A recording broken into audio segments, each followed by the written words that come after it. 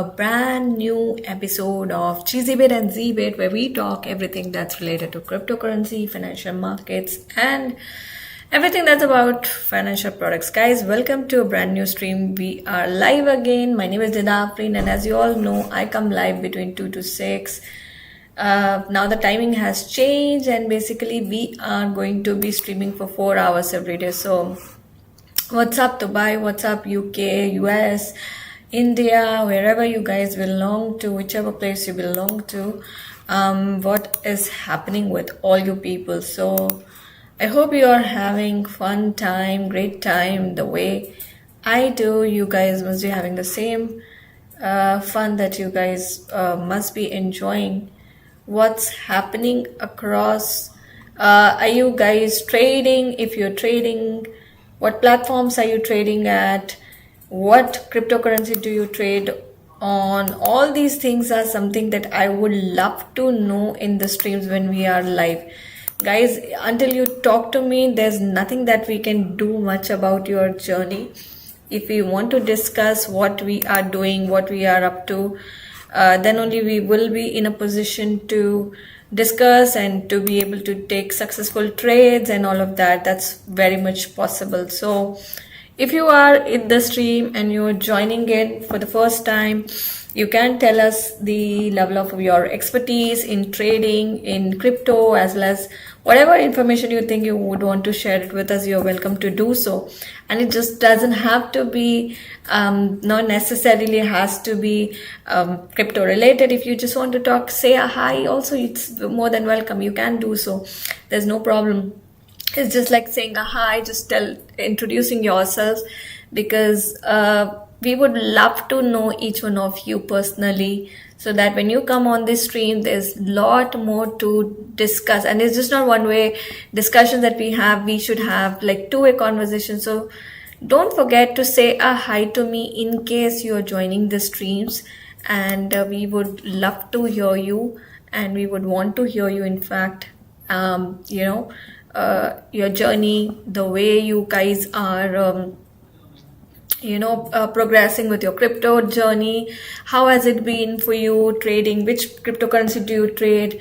Which country do you belong to? What platform? All these questions are very, very, very integral part of our crypto journey. So don't forget to share it with me if in case you're joining the streams. I would want to hear you guys, okay? So you saw that yesterday I was struggling so much to kind of make that little profit that I wanted to make, but I was so frustrated. I didn't want it to get into any,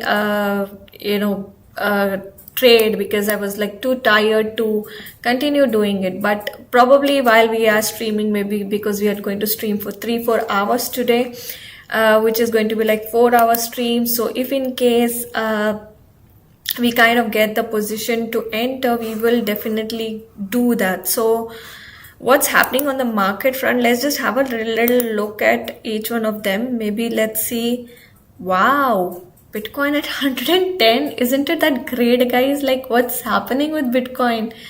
Oh my god, to all you Bitcoin lovers, you guys must be like crazily happy, right? Ethereum also at 5.15%, 2654. What a great jump, guys. Trust me, I think all of us at some point in time has actually lost this opportunity of where we actually didn't really pay this attention to it. You see, what is happening here, even on Sui front, it's at 4.152. To imagine where is it right now. Had you been invested into this, like even if yesterday I was invested at 3.80 and I was struggling way too much to kind of get onto that profit. I don't know why did I even get into this zone where I actually gave up, like just simply not maybe because I didn't believe in my predictions or the analysis or the research, but because I was way too tired to kind of hold on to it. Sometimes it does happen, right? Like you're too tired. My eyes were like too stressed out. Trust me, yesterday when I was actually, when I went home, I slept, my eyes were literally watering. So that's the reason I actually didn't bother to stay long. But what have we missed, right? Look at that, like, what kind of thing we have missed here. Here, if even if somebody would have invested yesterday, I was going on telling you guys, probably at any point in time you're getting an entry point, you should take that opportunity to enter the market, because the predictions or whatever for the month of May, June was there would be more or less by hook or crook. Somehow it will be true, and I think we are heading towards what was predicted already. You can see the results are in front of you. It's already trading at 4.14, and look at Bitcoin, guys. Bitcoin 110. Oh my God, this is like I really didn't imagine that it would go to that level. BNB at 681. It's also up by 4.75. Solana 178. XRP 2.42. All of them are almost 4, 5, 6, 7, 4, 6, 4, 5%. All of them are at 4% markets. So also, I think what it right now it's at 8.48% market. Oh my God. I think today, while we are streaming, I'm sure I'm going to get some entry point. Let's just see if I can get some entry point while we are discussing it. And let's just also analyze it from the starting of the day, from where it has begun its journey. We saw that it was struggling way too much between 3.7 to 3.8, and then it went on going down. For quite some time. It frustrated all of us like crazy, and then it suddenly started shooting up, and then you see it was just ranging between this. Usually whenever a crypto is not able to is trading between that level, the chances in most of the cases are that the price from there will shoot up. Whenever you see that the price is not able to stabilize on one particular thing, neither it is going way too high, neither it is going way too low, then in that case, most of the time what happens is it kind of will, in most cases, it will be shooting up. And this is what we have seen past 2 to 3 days. Price was retesting like almost 3.7, 3.8, way too much, and we were just not getting what was happening, right? We all were like, we wanted to make profits and we wanted to like really get quickly out of the market, but it was not happening.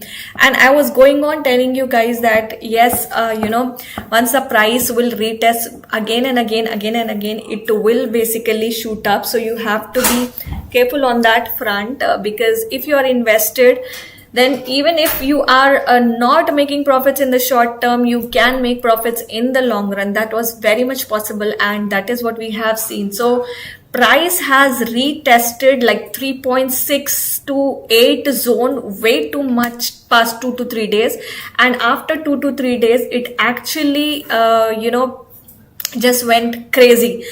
So this has been the trend is for, so even for the last month, if you observe, and I was going on telling you guys that the price of future is always the price of history. So whatever has happened in the past probably will continue to happen, because the 50% chances are it will be in the same direction the way it has happened in the past. And if it because history repeats itself. I told you this thing, and that's how it has actually shown this kind of again that trend. I'm so happy in this month we were able to touch $4, and we were like, able to come to this level. And whatever analysis, research, and everything that we guys do together, we talked about, so many things. All of them are, almost getting true. And this is the testament. This is basically the, we can say it's very much we have to be happy about it that we actually achieved that goal. But I know it's still not reached the $5 level. I know I did tell you that the analysis did show, or the predictions does show, that it is going to be $5 in the future by end of May. But still, I think we are almost on that zone. So if it has crossed $4 already, we are on the great zone right now. So anybody who hasn't taken any position still, I know yesterday was a crazy day. Any point in time you would have taken the trade, you could have easily made profits at any point in time. But maybe for today, the the entry point, let me just see what can your entry point be if you are entering into SUI. I know I'm not analyzing any other cryptocurrency. I usually analyze this particular cryptocurrency only. So let me just see what can be the entry point for all you guys today if you want to enter into the market for SUI, because it's already at $4. Hi Effers, hi, welcome to the stream. Thank you so much for joining in. Thank you so much for being the regular audience and the viewers. You guys are, I know you guys are now getting used to our streaming, our way of talking, a way of teaching things. I'm sure each one of you are benefiting out of whatever we are discussing here. In case anything you would like to discuss, you're welcome to do so, guys. I'm just calculating the moving averages for past 5 days so that I can maybe decide on to what can be the entry point for all of us. And because even I'm going to enter the market for sure, which I did in last, I just put a limit order yesterday and I just left because I was too tired. So I have put the limit order at around 3.7, which I did. But because the market is really doing well, it's at 8% today. Hopefully the entry point should be a little more above. You can see this has to be your entry point. But you can take target entry point can be somewhere between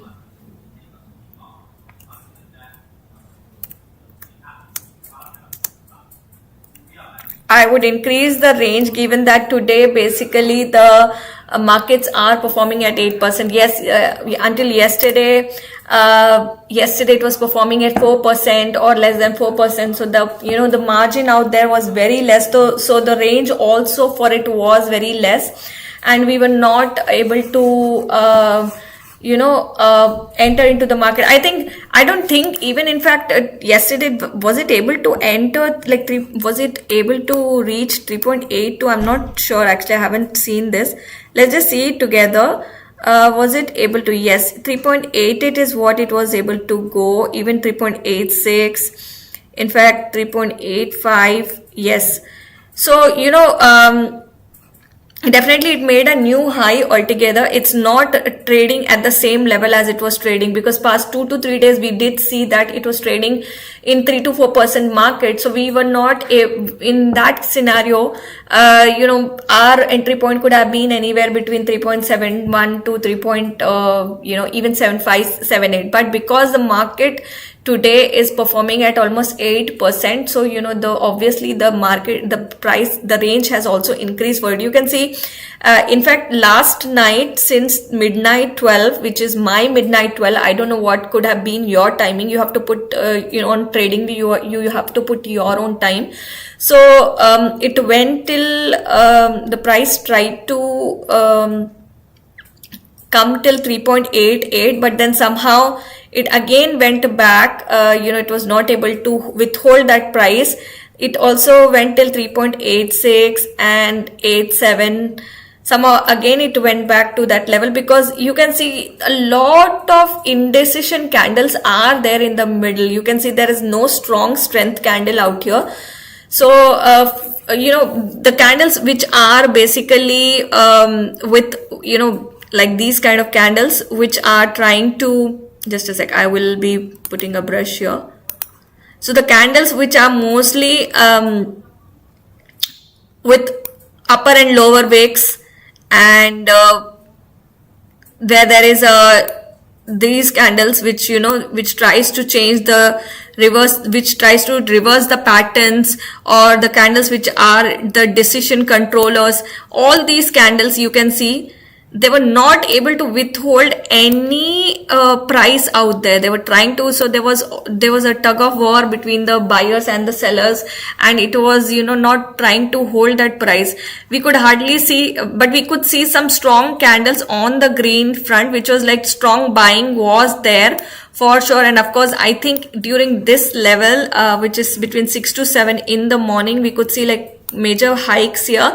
So the two strong candles are indicating there was, like, of course, a whale entry here at this point in time, and then it went on to add some more, because this particular trade has been reflected even here on the volume front, the major volume spikes here, plus the candles which show the strong strength candles here, the green candles. So it is very much clear there was, like, obviously large whales entering, maybe, some major institutional buying that has happened early in the morning. So definitely we can see some very great movement after that. After the price has surged to that level, it went on to just maintain that level, and it didn't go down. We didn't see a lot of selling happening after that, and the price went on to become more strong and more strong, because the buyers went on to feel maybe it's going to be more, it's very much required that the price should be holding at that level.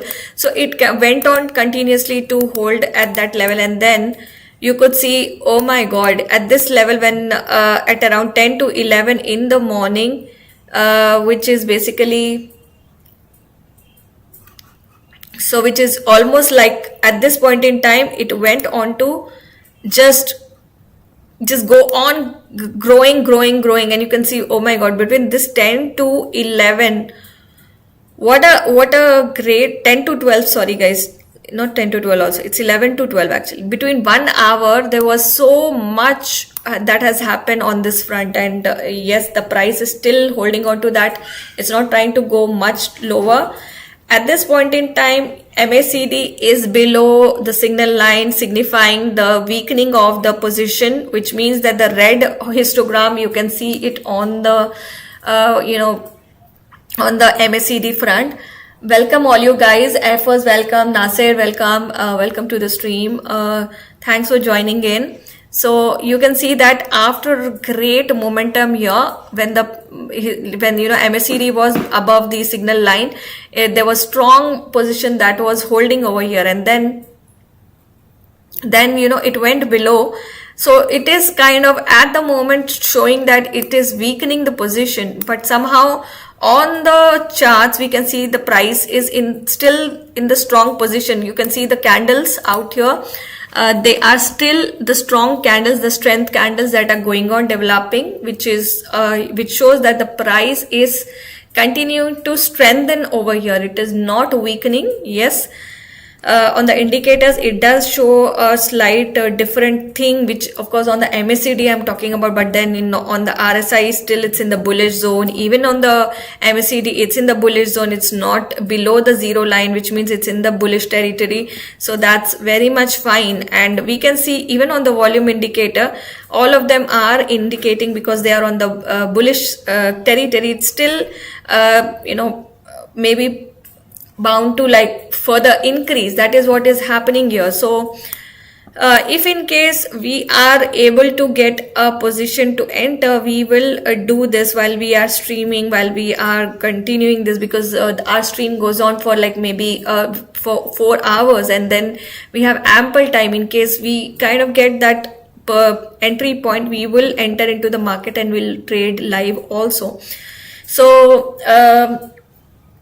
what's happening, guys? What's with you guys? Have you traded? What is happening? Bitcoin is at 110, guys. What are you doing with it? Are you guys trading FS? That's your favorite cryptocurrency. I know you trade in Bitcoin. So what are you doing about it? Have you taken a position? Are you trading into it? What is happening with it? So anybody that's like to share, you can do so.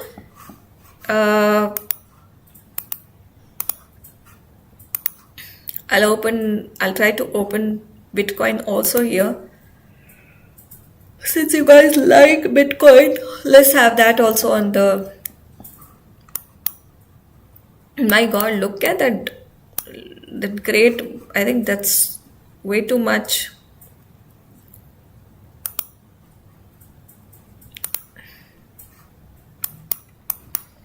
Those were day candles, guys, so that's okay.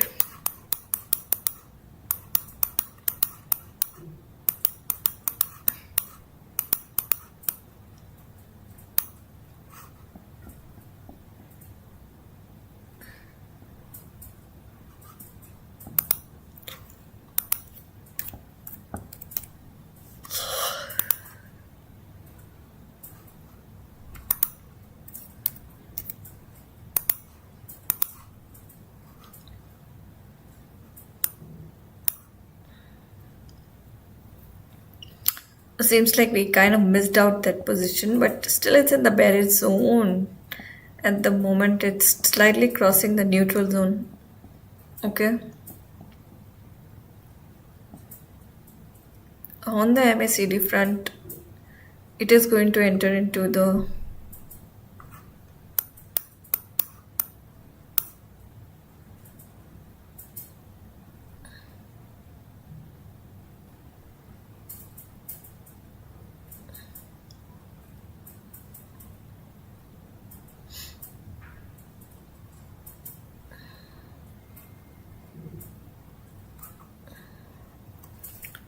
the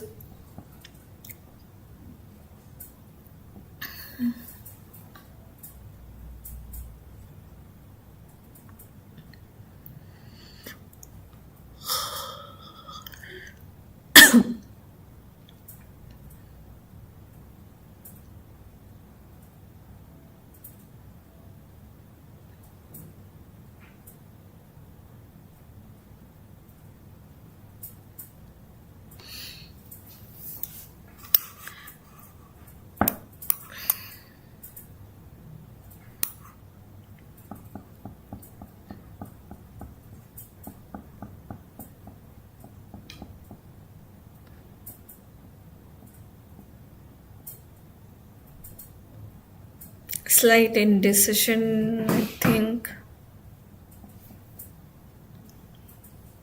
The price is not able to withhold over there. There's strong buying that's happening, but looks like the price is again trying to withhold whatever. Oh, there's an indecision again.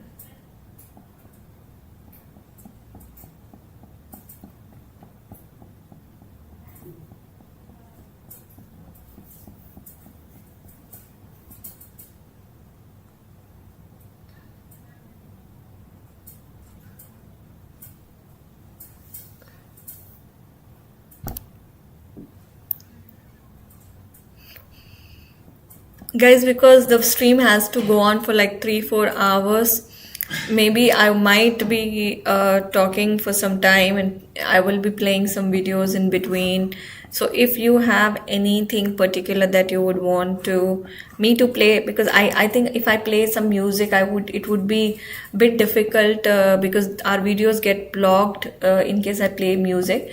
But I might play something else to just kind of keep it a little refreshing, because I don't want all of us to get bored of whatever is happening here. Maybe we can also have some videos or something which can maybe refresh us, maybe watch something else other than crypto and not necessarily crypto. Okay, so that we can do. So if you have any kind of personal recommendations, requests, you can ask me to play it and I can do so. Today I can be your DJ again, where I can actually play what you would like me to play. So we will continue with that. Also, let's just also simultaneously look into the crypto news, which I thought I should be looking at.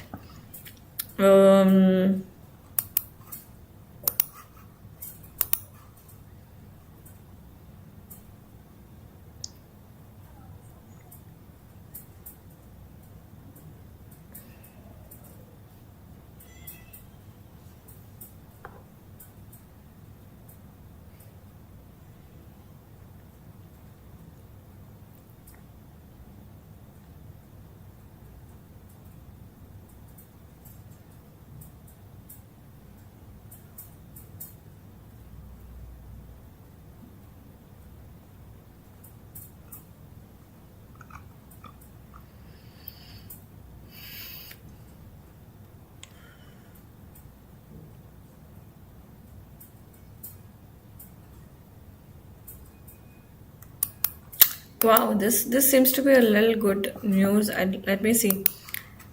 I was having this ChatGPT powered AI agents automate trading tasks using natural language prompts and API integrations, improving speed and consistency. Success occur when ChatGPT is used as a support tool, not a fully autonomous trading system. Failures happen when traders over rely on ChatGPT without real-time data, proper risk management, or manual oversight. Regulatory focus on AI in trading is increasing, with new frameworks emerging to ensure transparency, accountability, and compliance. What if a crypto trader didn't need to constantly check charts, worry about emotions, stay up all night watching for certain price swings? What if those tasks could be handled by an intelligent agent that understands instructions in plain English and reacts within milliseconds? That's where ChatGPT powered AI agents come in. These tools combine natural language processing with real-time trade logic to automate decision makings in one of the world's most volatile markets. Do you know that even I sometimes use ChatGPT to get my answers at times, because what happens is, you know, it kind of gives you that little clarity, but then you can't totally rely on it. How many of you actually utilize ChatGPT to even take your trades? You can't, obviously, it's, it's basically man-made thing, of course, but because we also somehow rely on indicators. Do you also rely on ChatGPT when you're trading? Because sometimes I use it myself. Some days I do not get some kind of answers. Some days I am a bit not too sure of what's happening in the market, and I really don't want to stay awake whole night. In that case, sometimes I use ChatGPT to actually send my whatever things I have in my mind. I send them that questions, and ChatGPT promptly answers to my thing, whatever doubts I have. So do you also know this thing that you can actually go to ChatGPT and send them the live chart data and ask them to analyze that for you and suggest you something? And have you actually done any trade basis that? Did you ever do that? Because I try doing it, not every time, but sometimes I try doing that, relying on it, but it's definitely not you can't say that you have to totally 100% rely on it, because even in ChatGPT it does give you that information that it can make mistakes, so you have to be careful on that front. So how ChatGPT powered AI agents operate in cryptocurrency markets. ChatGPT powered AI agents are changing how people interact with crypto markets. These tools combine ChatGPT's language abilities with external trading tools and APIs to help users monitor prices, understand trends, and even place trades automatically. Instead of just reacting to charts or numbers, ChatGPT can understand plain language commands like buy Ethereum if the price drops below $2,000 or sell Bitcoin if RSI goes above 70.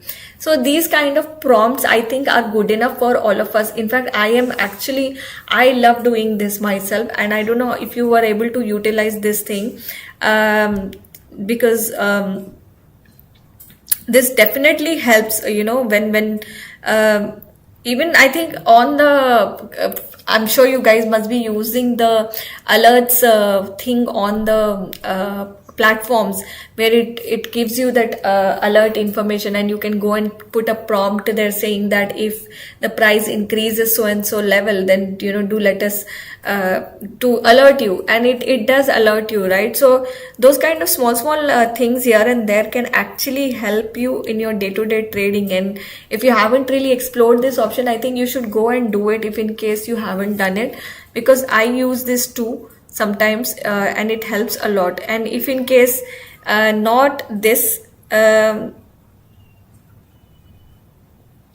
let's see, this article looks very interesting for me actually. How ChatGPT powered AI agents operate in cryptocurrency. I told you this thing. These AI trading assistants can work with major platforms like Coinbase, Kraken, OKX, and other centralized or decentralized exchanges, and can also tap into decentralized finance tools with smart contracts. With the right setup, ChatGPT can help automate trading strategies based on both technical data and market news. So, success stories versus failures in ChatGPT powered crypto trading. Some traders have used ChatGPT to assist in automating parts of the crypto trading processes, particularly for strategy generation, sentiment analysis. For example, a user shared on Reddit that they used a ChatGPT based AI agent for technical analysis on Ethereum, feeding it 4-hour and daily chart screenshots. By interpreting market sentiment, support and resistance zones, and other indicators, they managed to make $6,500 in profit. So, do you also automate your, trading strategies or things like that? I think ChatGPT is obviously is a good tool to kind of rely on. Some of them are successfully using it, and if in case you know how to use it successfully, you too can take advantage of it. Definitely, it can guide you, but you can't always 200% or 100%, with surety. You can't totally rely on it. You can definitely use that and try that, and you can let me know. And in fact, I wanted to show you guys even on stream how I use it, and sometimes what I actually do with it, so that even in your trades you can use that, and you can make profits. So you can see there are people who have shared their like success stories also, that they were able to make $6,500 in profits by using ChatGPT AI agents. So in the broader crypto sector, ChatGPT has been applied to support project development activities such as drafting white papers and marketing content. A notable example is the launch of the Turbo meme coin, which reportedly reached a market capitalization of over $50 million in 2024. In this case, ChatGPT was used to streamline documentation and communication rather than manage trading activity, illustrating its usefulness as a support tool in crypto related initiatives. I can show you live how sometimes if I'm like a bit confused or I want to use ChatGPT for my trading, what I do, like I do this thing. Maybe if you can use this in the similar manner, you can utilize it too. So I go to this chart, then I can go to this, I can go to the Bitcoin chart. I can take a screenshot, I can download this image. You can see on the screen how I'm doing it. And then I'll go to ChatGPT and I'll add this from here. And I'll ask ChatGPT, based on current scenario, please suggest me the right entry point for Bitcoin.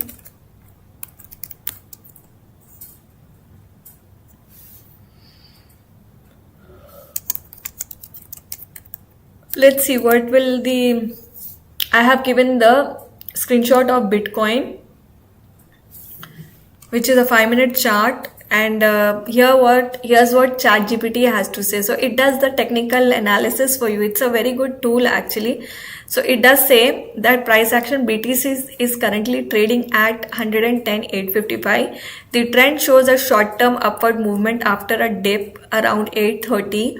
MACD 12 days and 26 close. It is MACD line is at 33.81, signal line at 6.1. Histogram is positive and increasing, bullish momentum. RSI is at 14 close. RSI is at 56.30, moving downward slightly from above, still below overbought and above oversold, more than 30, indicating neutral to slightly bullish strength. Volume is steady but not spiking, which suggests moderate interest in the current movement. So suggested strategy, ideal entry zone, wait for minor pullback to around 110 to 750. Watch for MACD histogram continuation upward and RSI bounce above 55 again. If price breaks above 110,950 with volume, that could confirm a momentum breakout entry. Entering immediately at current level, since it's near minor resistance and MACD might flatten. Entering if RSI below, indicating faded bullish strength. Entry setup, buy limit, scalping or short-term trading, 110,720, stop loss at 110,500, target at 110,980, target 2 will be 111,200. So if you have not utilized this tool so far, this tool is like really helpful. You might take suggestions from it. I'm not telling you have to totally follow this or totally rely on this. Sometimes you also have to do your own diligence. I want to pick up Sui also and do this analysis for it, and let's see what results it will give. This is 1 day details. So let me pull 5 minutes data here on a 5 minutes chart and see what will What does it have to say to me? Okay, use this tool and tell me, guys, how does it work for you guys. I want to make your work as easy as possible. Sorry, volume. MACD, RSI. Oh, sorry.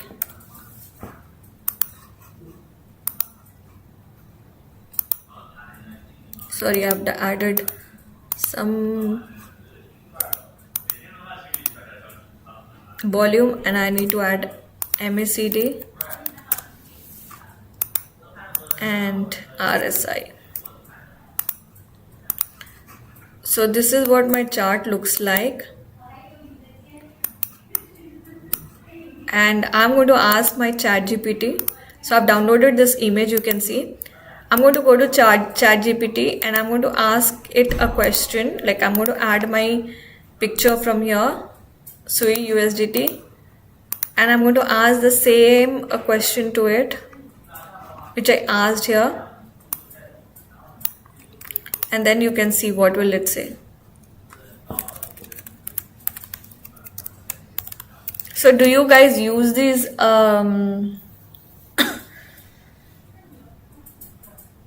do you guys use these tools, extra tools, to kind of make your work easy on a day-to-day basis? Because this will give you a clear picture of what is happening, or what could be your if in case of some doubt or something, it can help you in easing out your work. Not that I say that you have to totally rely on this, but you have to you can use this in terms of making your work easy. Price is at 4.198 testing previous local highs. Recent candles are bullish, forming higher lows and approaching resistance. MACD 12 and 26 close. MACD line at 0.0026. Signal line at 0.0110. Histogram just turned positive, signaling an early bullish crossover. Momentum is reversing upward but still early. RSI 14 close. RSI is at 66.54, close to overbought 70, but still with room to run. RSI has been rising steadily, confirming strength. Volume is not yet surging but increased slightly on the last few green candles, suggests early buyer interest returning. Okay, entry strategy: ideal entry zone 4.18 to 4.19 on a slight pullback or candle retest of a breakout zone. This was, if price breaks above 4.20 with volume, this confirms a momentum breakout and you can enter slightly higher for safety. So buy limit 4.190 for scalping, stop loss 4.15. Below last support and MA bounce area, target 4.24, previous resistance zone, target 4.300, round number, and psychological resistance. Caution: RSI nearing overbought. Watch for bearish divergence or exhaustion. If MACD histogram fails to grow over the next 2 to 3 candles, momentum may fade. Use confirmation entry. Wait for the next candle to break above 4.20 with strong volume before entering aggressively. So what I was showing you, in case the market was running at the same growth rate which it was running, like 3-4% every day it was running, right? So the target entry point should have been for us at 3.71 to 82. In fact, I've written that in the comment section also. But because today it is outperforming, it is already at 8% and it is running at 8%. So our entry point at this moment, currently looking at what it looks like, what the scenario looks like, we have a different scenario altogether. And at times, these kind of things can help us, these tools can help us. I don't know how much do you utilize these AI tools and all, but definitely it gives you some kind of support. I wouldn't say you have to totally rely on this, but you can definitely look into such kind of things to make your work easy. Because what happens is you can't always be sticking to the computer and watching the markets 24/7, right? So at times you can utilize these services where you can give a prompt, where you can obviously it says it does support some of the platforms actually. So I don't know. I need to check on the Binance platform which I'm using.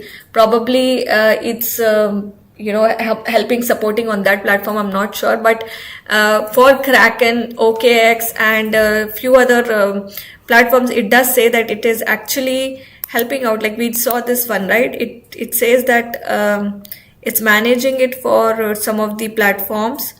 Like what platforms did it say?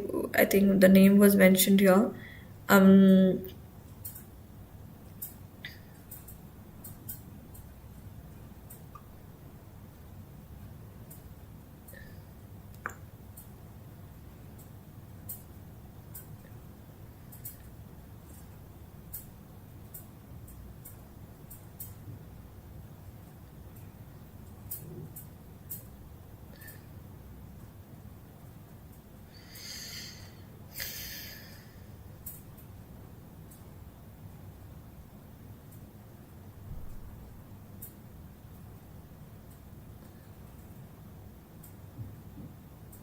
So AI bots can execute trades in milliseconds, crucial for capturing opportunities in fast-moving crypto markets. Bots follow pre-programmed rules precisely, eliminating emotional biases that often affect human trades. Crypto markets are always open, and AI bots can monitor and act around the clock without interruption. A single bot can manage multiple trading pairs, exchanges, and strategies simultaneously. ChatGPT can understand specific prompts like rebalance every Monday or set stop loss at 5%, allowing flexible automation. Limitations are ChatGPT does not access live market data unless specifically integrated with external APIs, example TradingView, CoinMarketCap, or Exchange WebSockets. This I haven't really integrated anything as such together. This is just like I am showing you simultaneously how you can utilize this particular platform to be able to get some new kind of useful information. So thank you so much, guys. Yes, Nasir, I am good. Thank you so much for joining in. Thank you for asking.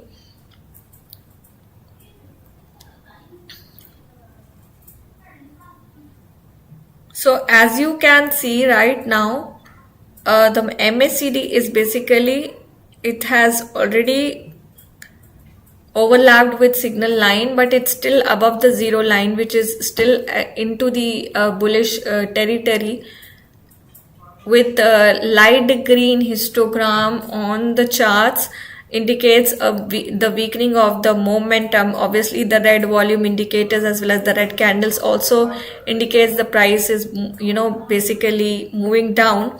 Probably we will be able to get some kind of entry point at this stage, and let's just see how it goes.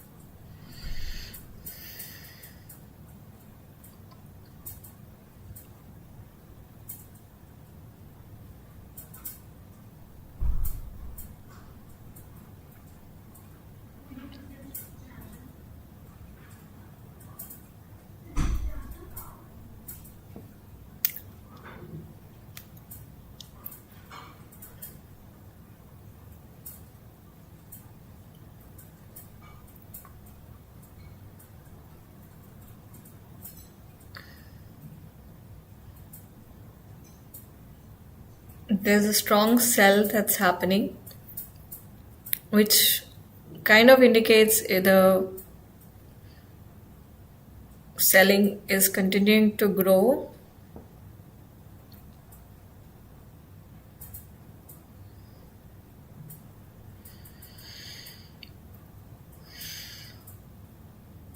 Let's see if the selling will continue to grow, or if the buyers are going to overtake that at that moment.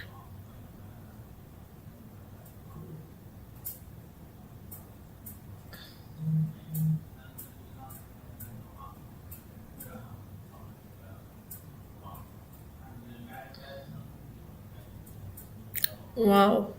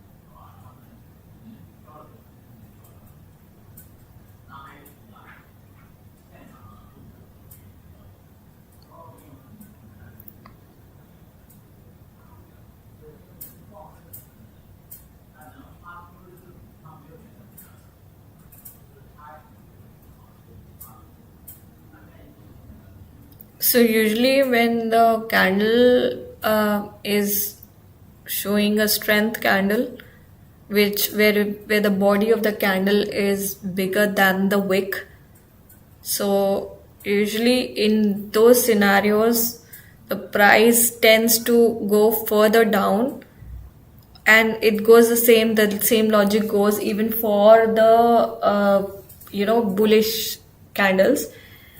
What I'm trying to tell here is, like, you can see this particular candle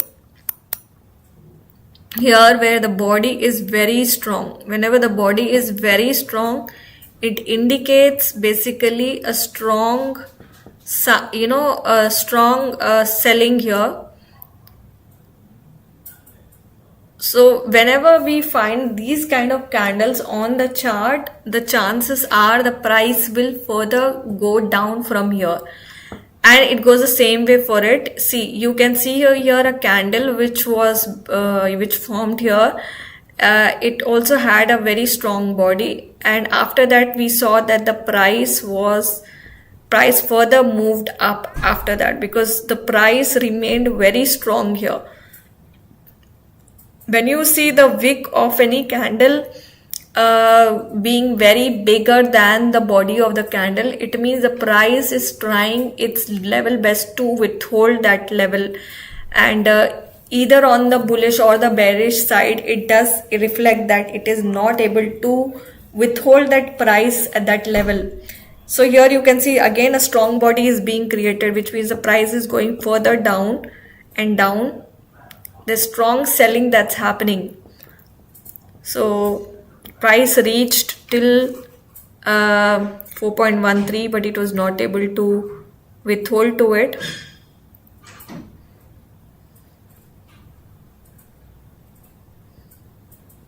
Wow, what a jump. That's such a big jump actually.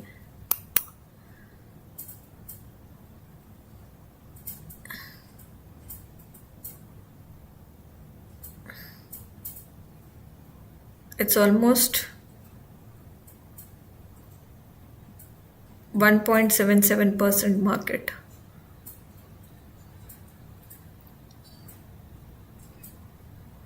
$1.83, 1.86. Looks like it is trying to reach 2%.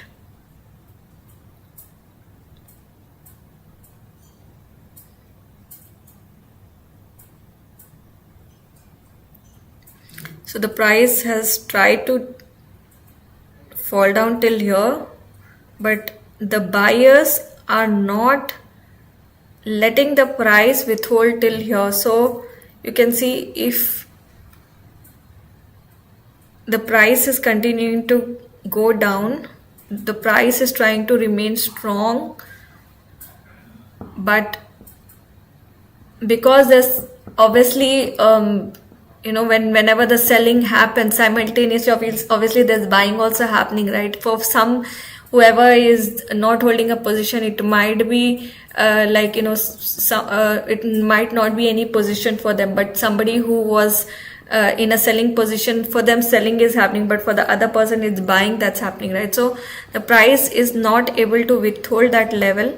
So here you can see it's trying to make a strong body, but it's still not able to retain those levels, and the wick is continuously growing.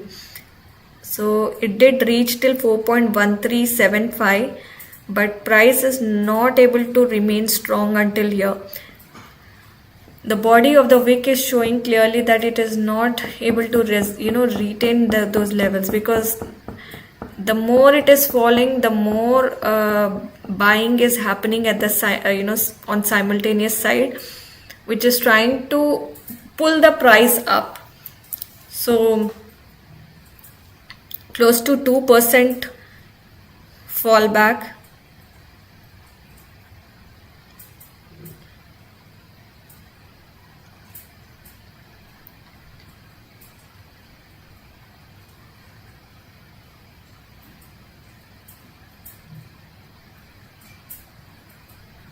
So price did reach to that level. It's trying to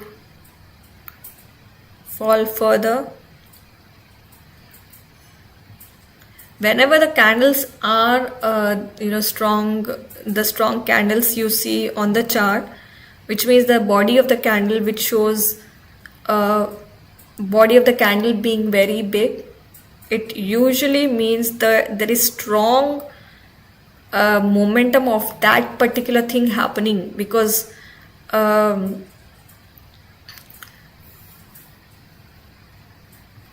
it goes same for the bullish pattern also. Wow, that was a very large move, guys. I think whatever institutional buying was happening all this while past 2 to 3 hours, that is slowly coming up. It's a 2% fall. You can clearly see 2.05%.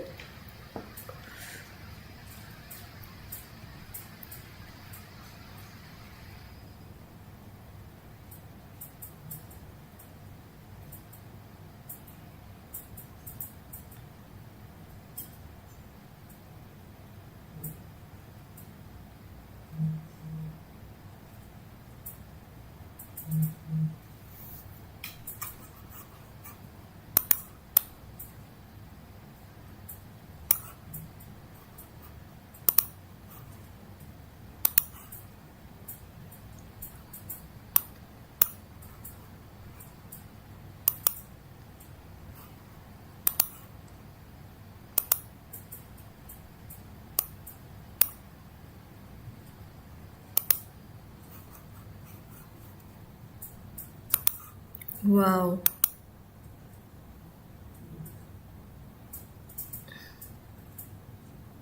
3%, guys.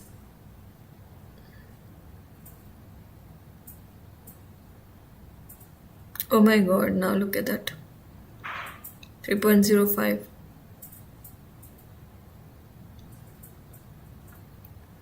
What a big move it is taking, no? Like 3% moved right now.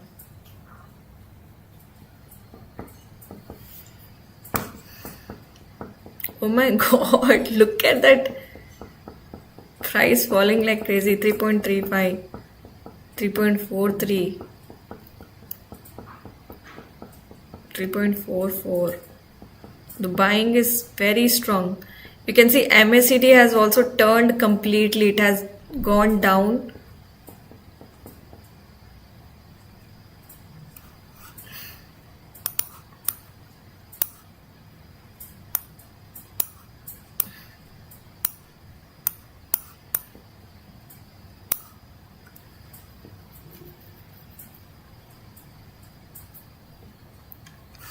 MACD and also the RSI divergence has reached 26.20.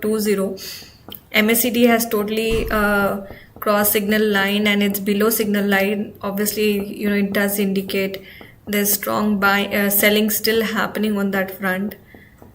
The volume indicators obviously is clearly indicating. So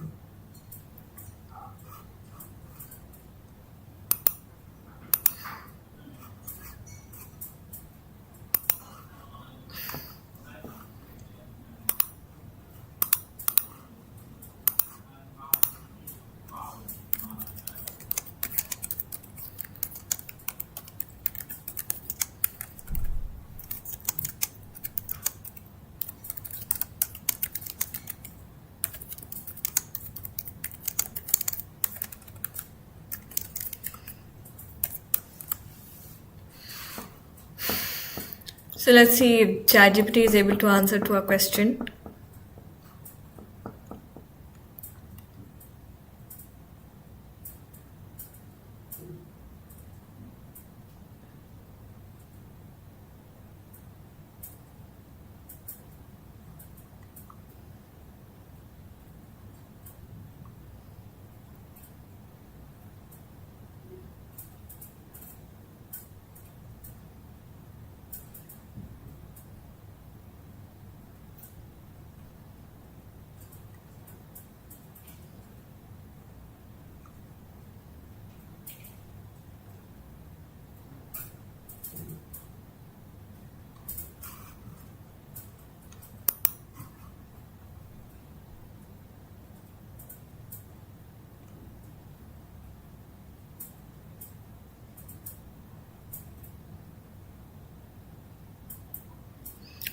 Entering at this point is a bit risky because usually whenever the candle is falling and it is basically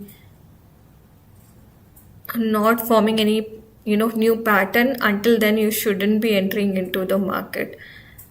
This is my understanding of it, because until the reversal happens or the trend is not set yet, taking a trade at this stage is riskier, because sometimes a fake breakout happens and then you kind of follow it and you enter the market, and then you realize that you have entered at a wrong timing, and then you end up waiting way too much because you entered at a wrong position. So waiting for one candle at like lot of circumstances, it's better until a trend is formed. Yes, I do agree to that fact that sometimes when a large candle like drops out suddenly, to counter that, I think there also happens same level of buying that happens at that point in time. But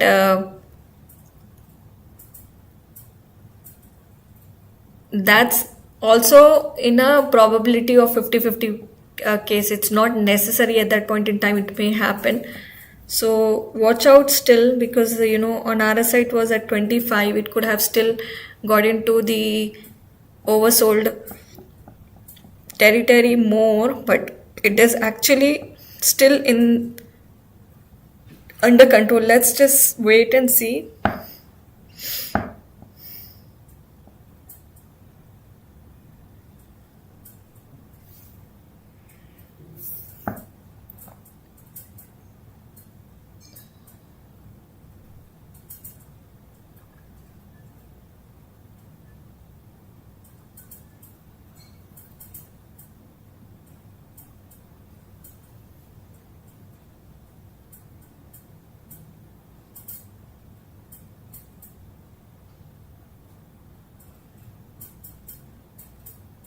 This green candle here itself is indicating very clearly that the price is still indecisive. It's in the indecisive zone. Whether the continuous selling will happen or whether the price will hold above, that indecision was clearly indicating there. And that's how you can see that the price went further down from here. This is why I tell you guys not to take a trade during this time. Until a new reversal or a pattern doesn't develop, better not to take trades at that point in time.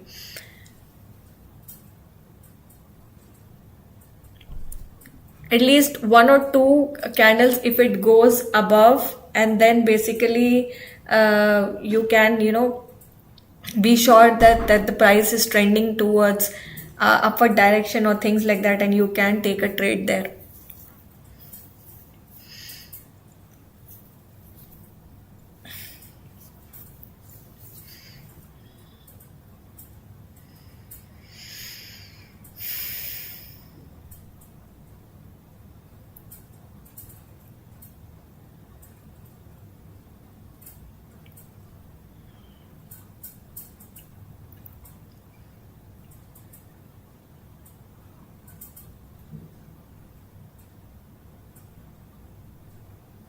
If it goes further down, there is ample opportunity for us to enter into the market.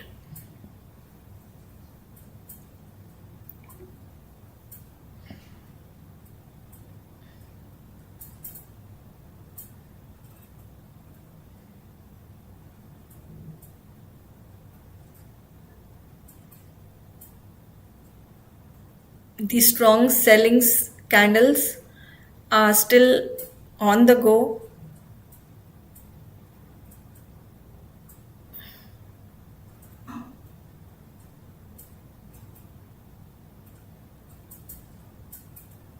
The candles which has a strong body, those are your strength candles. So the strength candles are very, very very strong right now, so the price is going on falling, you can see. If you want to determine the strength of um, any trade which is buy or sell, you should always look for the body, because if the body is strong, then the chances are the price will continue to go further down, down, down. If the wick of the candle keeps becoming bigger than the body, the chances are that the price is getting weaker, and from there the chances are that the price will further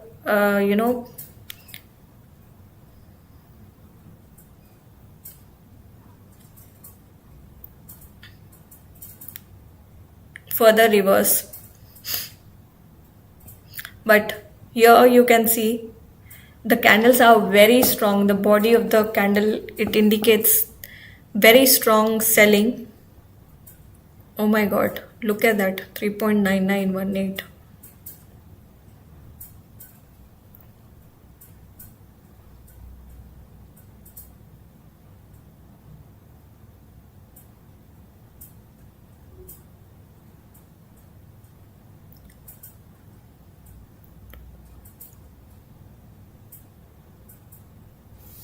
What has majorly happened here? Let's just see if there's any kind of news which does show that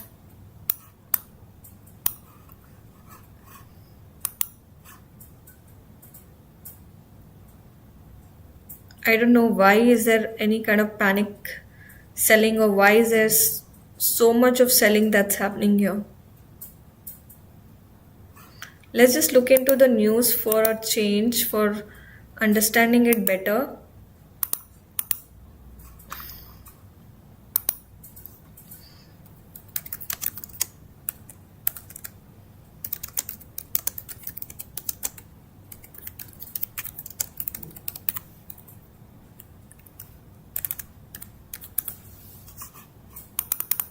Let's also ask this question to ChatGPT. Probably if ChatGPT has an answer.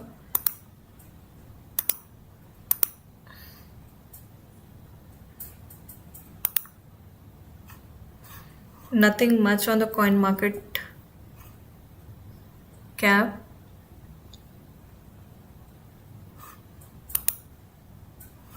Oh my god, look at this, guys. It's still further going. It's just reaching to the price level of yesterday. It's just not holding on to that price at all.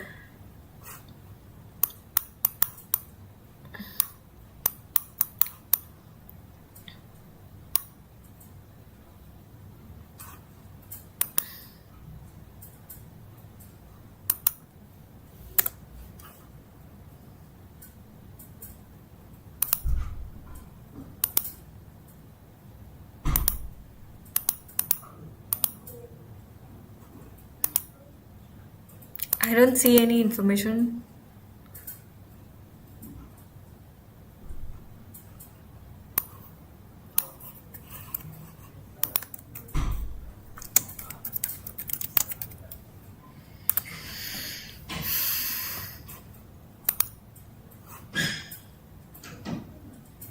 What's wrong with it?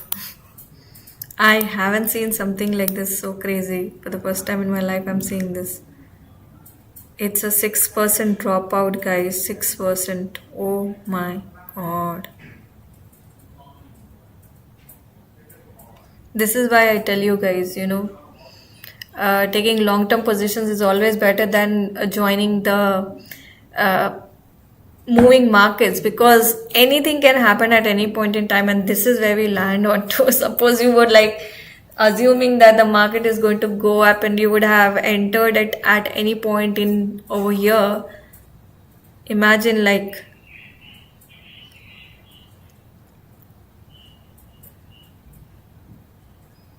so somebody who has invested at 4.14, 4.1, whatever, like, any prices that you guys thought, this is what it leads to. So I always advise you guys not to do this kind of thing.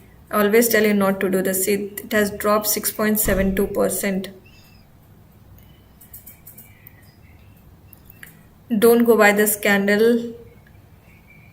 because the previous candle is still strong, the price is still retesting at that level because the selling is very strong and that price is not able to withhold it.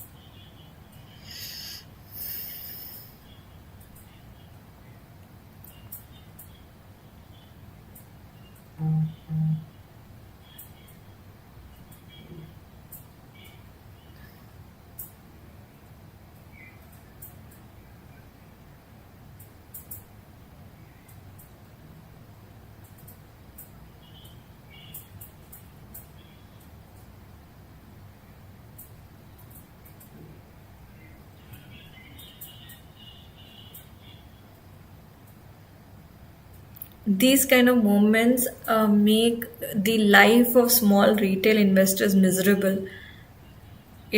When we try as small investors try to enter into this, usually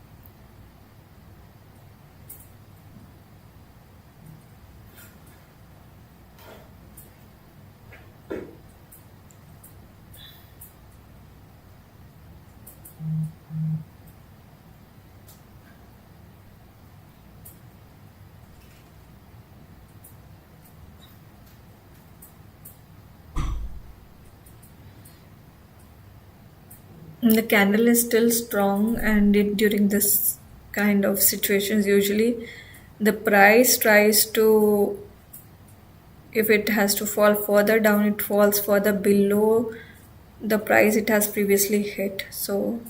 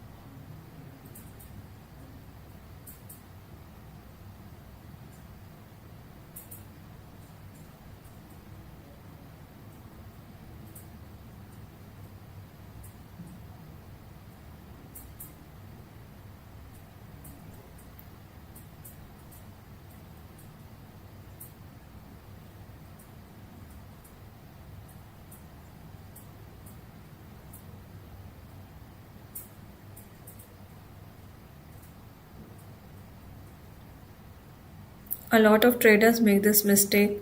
Once they see the red candle, the very next moment they try taking trade, which is a bit risky because you see the price was indecisive in the previous candle. So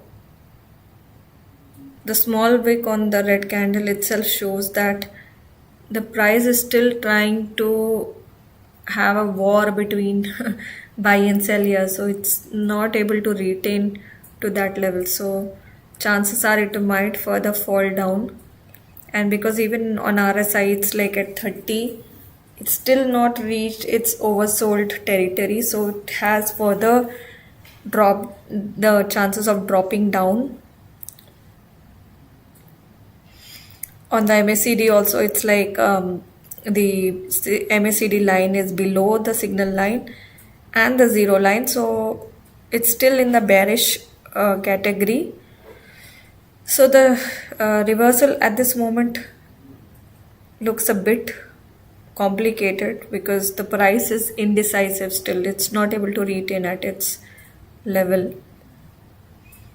You see the candles which are from strong candles, they are slightly moving to indecisive candles out here until the total reversal happens or the change happens. We can't really say anything about it right now.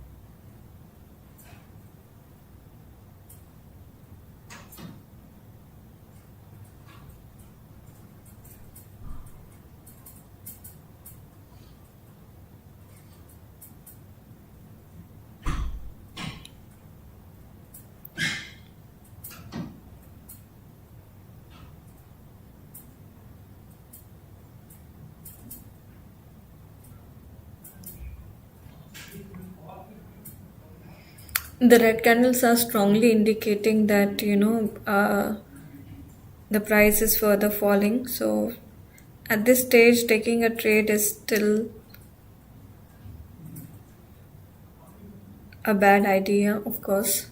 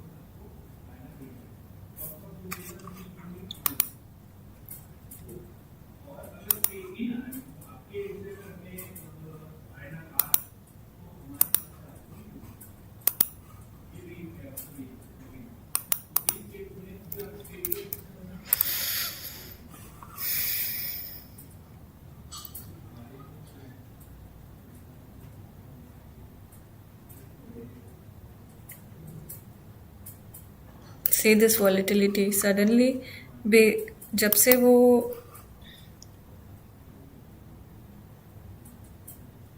6% 8% की market चल रही थी, अभी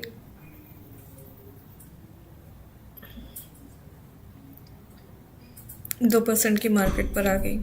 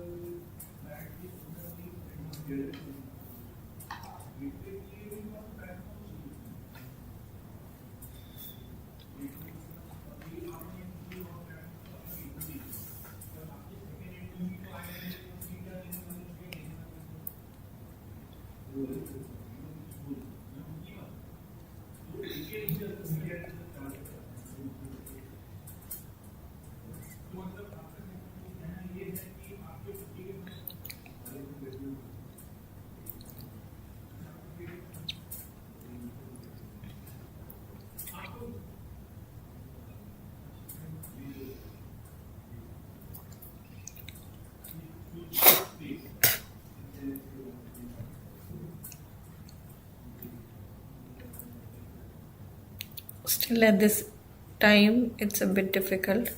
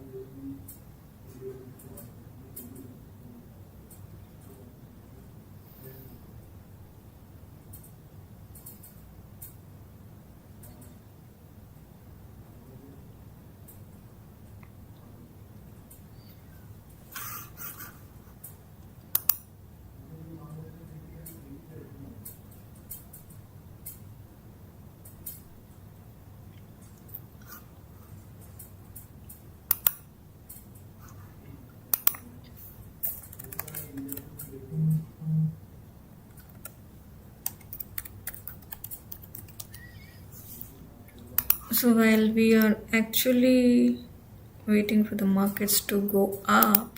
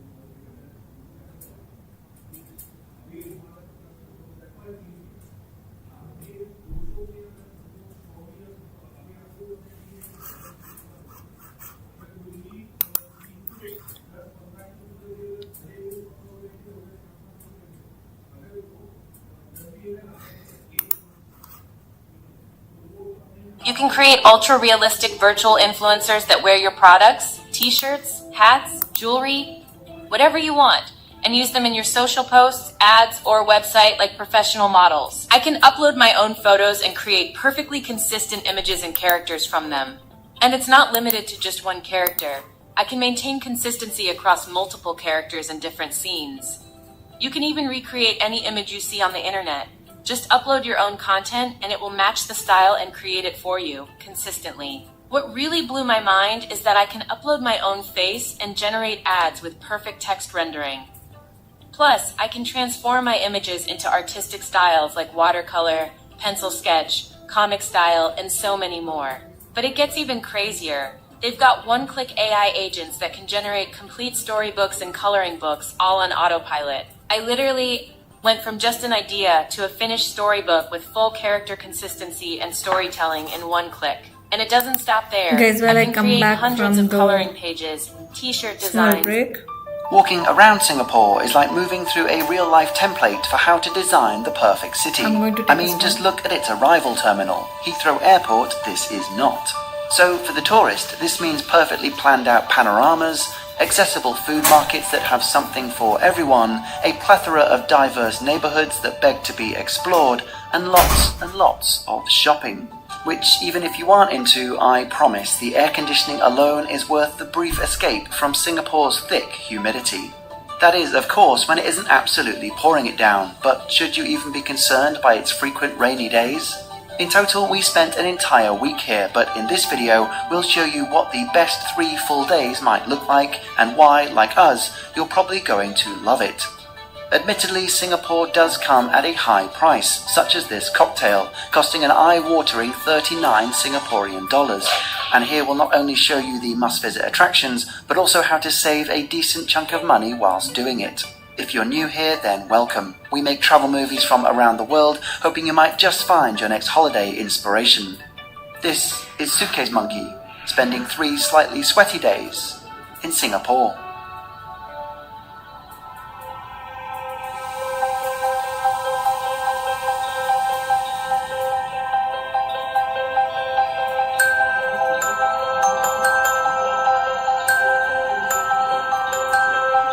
The first day will be our most jam-packed.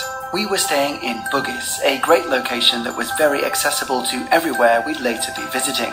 For booking the hotel itself, our criteria was best rated, private, central, and relatively low cost, and we were really happy with what we got, despite its tiny size. We were basically just sleeping here, so the friendly staff, cleanliness, and location ultimately won through.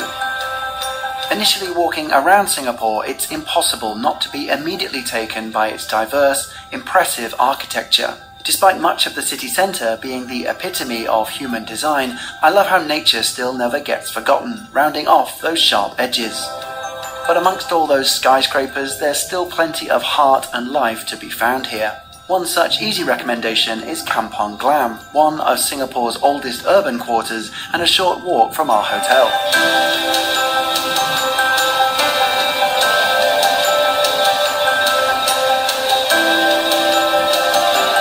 History is a gentle mix of people, Arab, Malay, Indonesian, where old traditions now blend with a trendy lifestyle that caters well to visitors.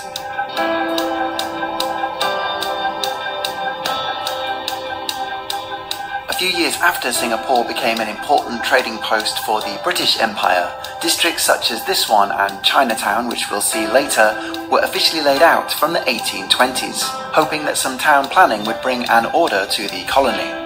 After officially becoming a state of Malaysia in 1963, the partnership soured after 2 years, turning Singapore into the independent nation it is today.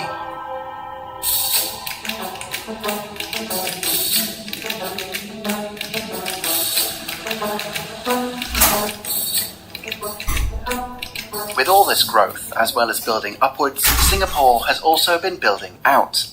A mammoth 25% of the entire country. Oh god, guys, by the time I went to washroom and came back, I think everything has gone for a toss. Oh god.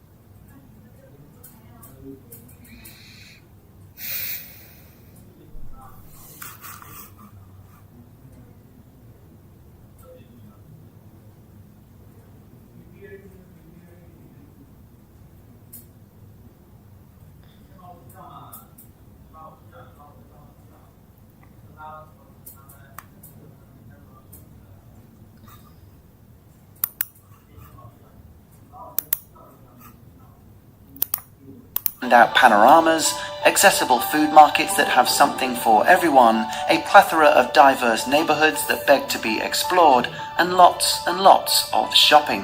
Which, even if you aren't into, I promise the air conditioning alone is worth the brief escape from Singapore's thick humidity. That is, of course, when it isn't absolutely pouring it down, but should you even be concerned by its frequent rainy days? In total, we spent an entire week here, but in this video, we'll show you what the best 3 full days might look like and why, like us, you're probably going to love it. Admittedly, Singapore does come at a high price, such as this cocktail, costing an eye-watering 39 Singaporean dollars. And here we'll not only show you the must-visit attractions, but also how to save a decent chunk of money whilst doing it. If you're new here, then welcome. We make travel movies from around the world, hoping you might just find your next holiday inspiration. This is Suitcase Monkey, spending 3 slightly sweaty days in Singapore. Let me guess, you're thinking about going to therapy. And as a therapist myself, of course I'm going to say that's a great idea.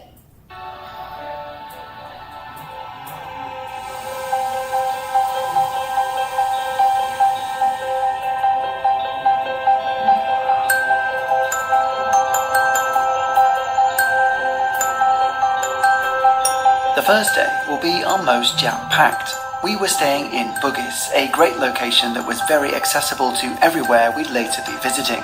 For booking the hotel itself, our criteria was best rated, private, central, and relatively low cost, and we were really happy with what we got, despite its tiny size. We were basically just sleeping here, so the friendly staff, cleanliness, and location ultimately won through.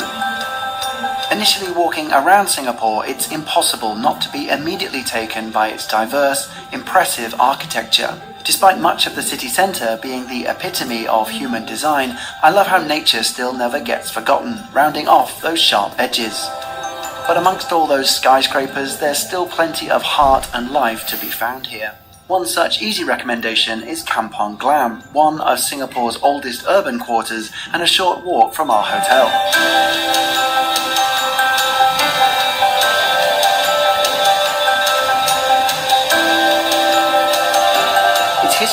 a gentle mix of people, Arab, Malay, Indonesian, where old traditions now blend with a trendy lifestyle that caters well to visitors.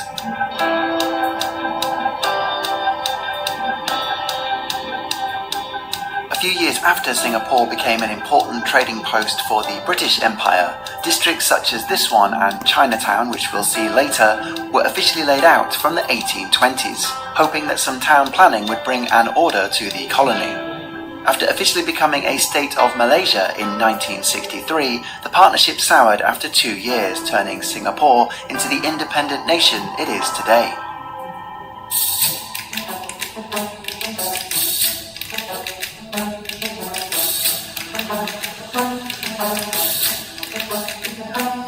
With all this growth, as well as building upwards, Singapore has also been building out. A mammoth 25% of the entire country as it sits today has been reclaimed from its surrounding waters. And nowhere is this better on display than Bay South, specifically Marina Bay Sands and Gardens by the Bay. Considering they only opened in 2010 and 12 respectively, it's so rare for national landmarks to become this recognisable this quickly. But I do remember first seeing these iconic super trees, as they're known, and it immediately putting Singapore on my radar.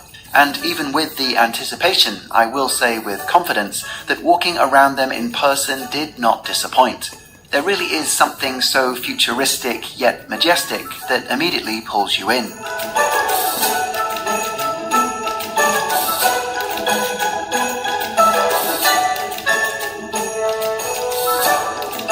So what exactly puts the super into these trees?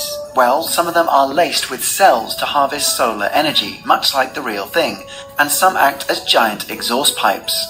This allows the release of moisture and heat away from the nearby conservatories, helping their own management of energy.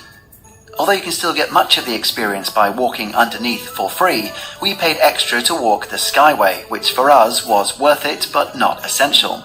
In a couple of weeks, I'll follow up this vlog with a more practical travel tips video, where I'll go through the pros and cons to the numerous ticket options and booking practicalities throughout Singapore.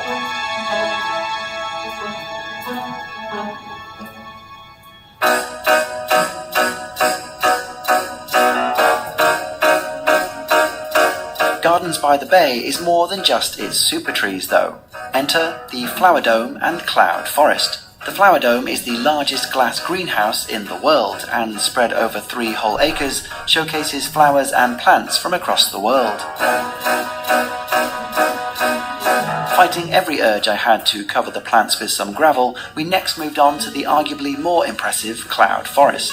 Featuring the world's tallest indoor waterfall, its climate and unique plants replicate a real-life tropical mountain 2,000 meters above sea level, but all still playfully presented as fantasy.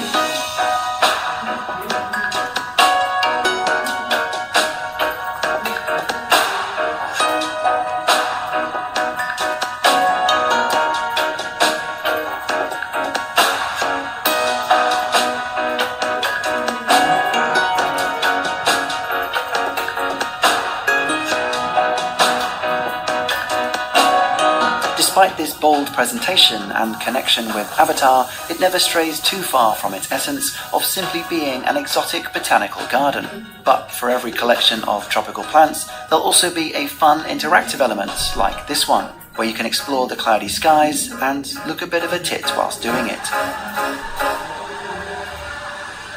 As you might have guessed, after the hotel, attraction tickets are the next biggest expense in Singapore, so we wanted to show you how we saved almost a third of the cost through using the sponsor of this video, Get Your Guide.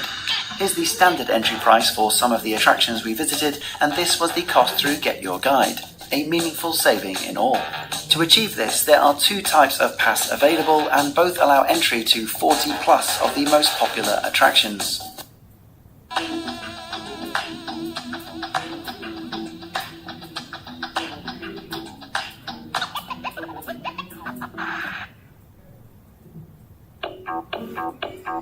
Hi there, in this video we'll talk about how to own stocks. So kick back, get comfy, and let's get started.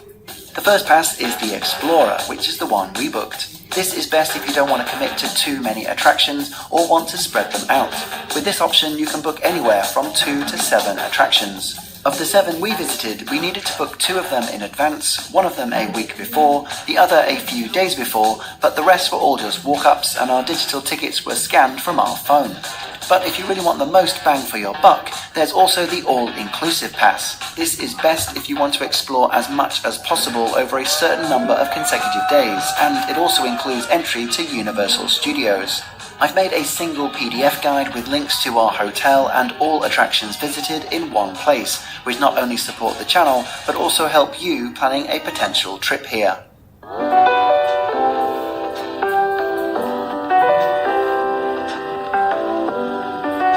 We next made our way to the magnificently grand Marina Bay Sands Hotel. Some say its unique design represents a boat gliding on the water, and it certainly does. But it also looks like your dad's right slipper balancing precariously on top of 3 slightly squeezed cereal boxes. Its observation deck sits 57 floors on top. It's the world's largest public cantilevered platform, overhanging the North Tower by 200 feet, with unobscured views of the city below.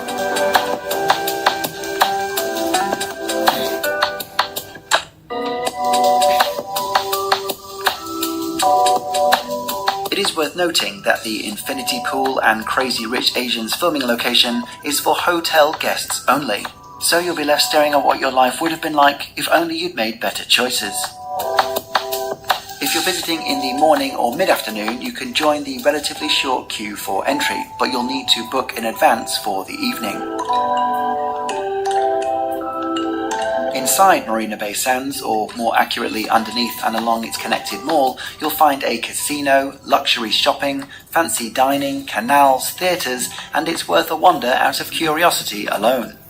We found the mall food court here to be a solid option. It is pretty busy, but there is a heap of variety, and for Singapore, at a pretty reasonable price for our evening meal. As a massive fan of satay, I think this was my first of 4 similar orders to come, and these popia were great too, like a soft spring roll filled with meat and veg.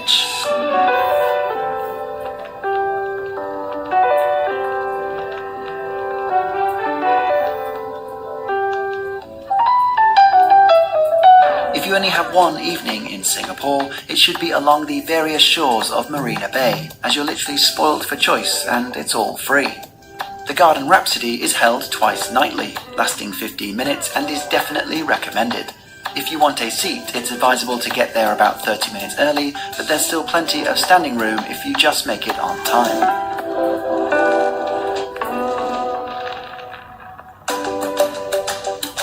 After a pleasant 20-minute walk, we arrived at Spectra, a light water show held right in the middle of the bay.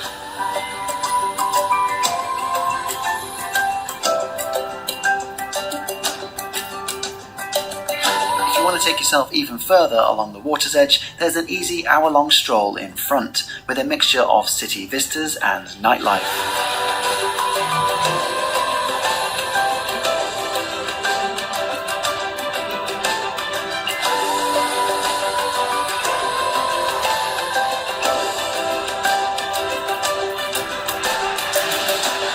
This first day will be the busiest, but tomorrow we'll be sampling a more local flavour.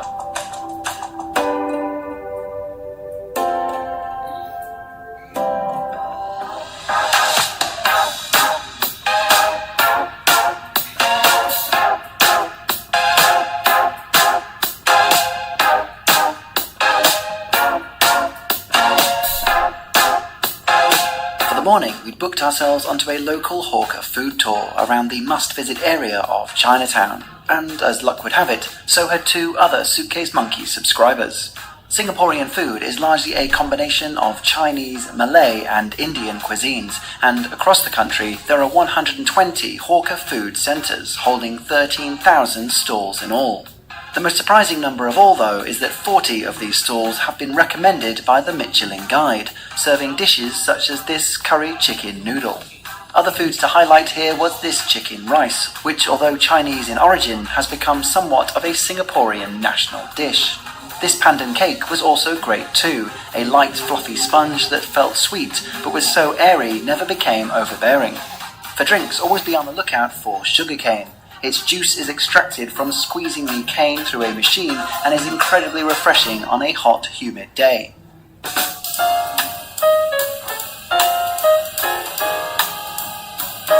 Speaking of thirst, we next made our way to Raffles. Named after Sir Thomas Stamford Raffles, considered the founder of modern-day Singapore, this colonial-style hotel was established in the late 1800s as the place to be seen. Back in those days, though, when men were men and things were more uneven, etiquette dictated that ladies couldn't consume alcohol in public. Because when you think about it, why should they?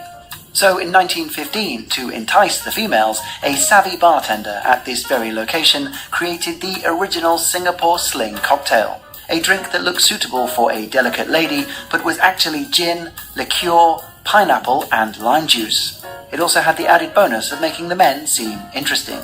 There's also one other tradition here that still remains welcome, and that is this.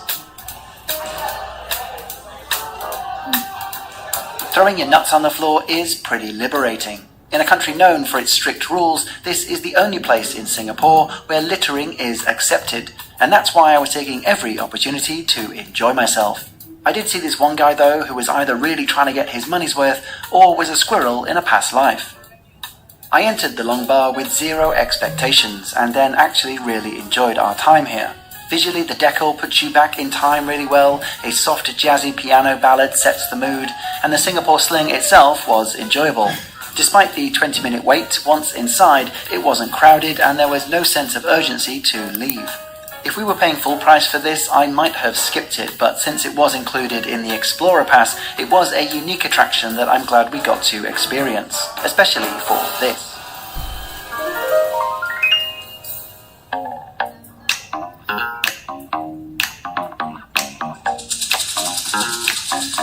Just 3 stops up the north-south line and we arrived at Orchard Road, Singapore's shopping paradise. I'm not usually a mall guy, but they're so integrated into life here, you're missing out on a small local aspect if you don't get lost at least once. Orchard Road is probably the most straightforward concentration of shops, but we also personally enjoyed Raffles City and Suntec City malls, but that was likely since they were just close to our hotel. Food courts are usually found on the lower floors and never disappointed us for a relatively low-cost lunch and even a few cheeky evening meals.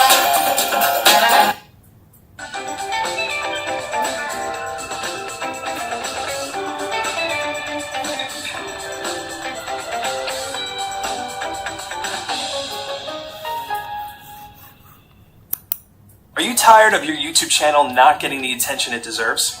Building a YouTube channel can be a very lucrative and successful way to make new fans or sell your product or service. But without the proper YouTube promotion, your channel might just get likes from your mom. Thanks, Mom. And buying views, using bots to grow views or subscriber counts is so 2020. That's why we created Sprizzy. Sprizzy is a simple platform that creates effective YouTube ads that quickly find new subscribers without any Google Ads experience. Since 2016, we've helped thousands of creators just like you grow their subscriber base through our proven process. Let me show you how it works.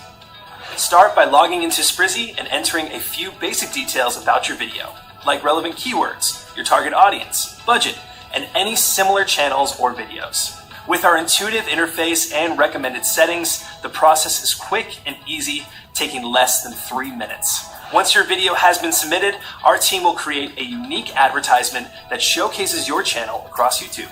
Then, your ad is...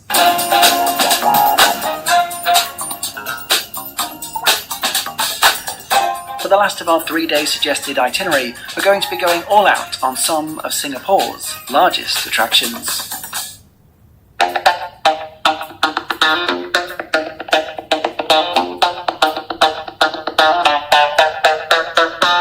This is Sentosa Island.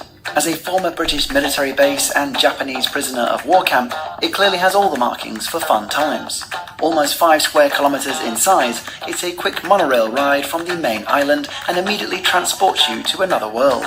There's a couple of beaches, a casino, tons of individual adrenaline rides, 2 golf courses, a Madame Tussauds, a cable car, and most surprisingly of all, a Universal Studios. There is a slight chance I'll be releasing a complete guide to beating the queues and winning at Universal Studios Singapore, so do let me know if that's of interest. If I do release it, it'll probably most likely be on our companion YouTube channel. Carry On Monkey, which is, if you can believe it, an even more light-hearted look at travel around the world, and currently 9 videos deep. There is one thing I wanted to note here though. This is not Universal Studios Florida. Although it still has many aspects that are fitting for that level of theme park, comparatively it is pretty small, and with some pre-planning, very possible to experience all the major thrill rides in a few hours. Unless, of course, you have children slowing you down, cramping your style.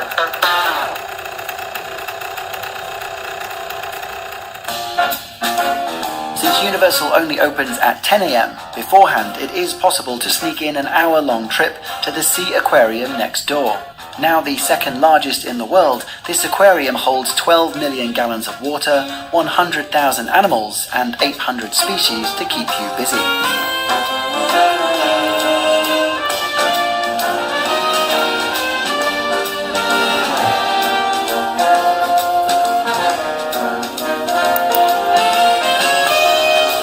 Soaking in everything we could from Sentosa Island, we took our longest train journey yet to one of Singapore's most popular attractions.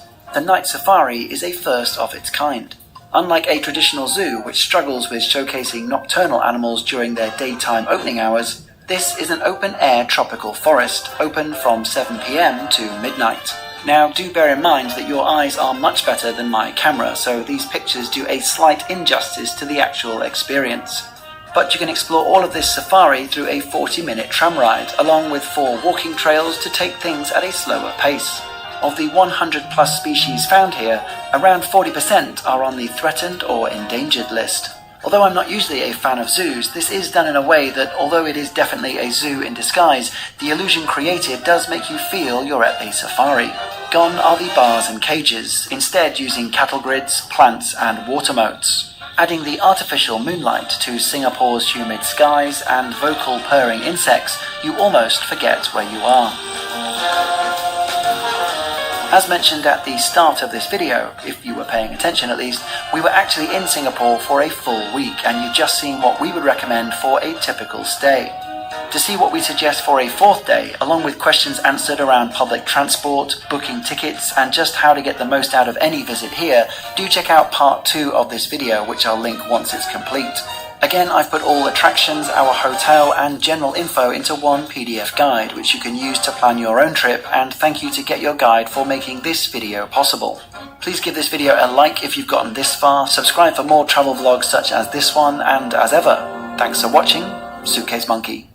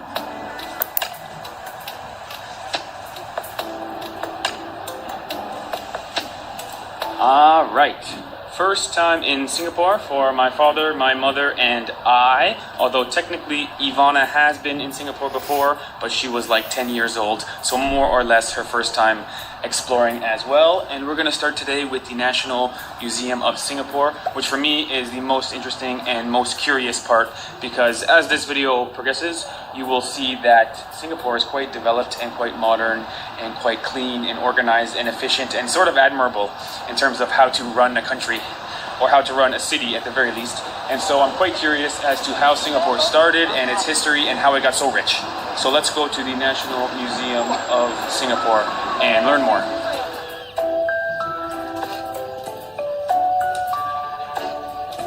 I canceled my Midjourney subscription because this AI does everything I need. I can upload my own photos and create perfectly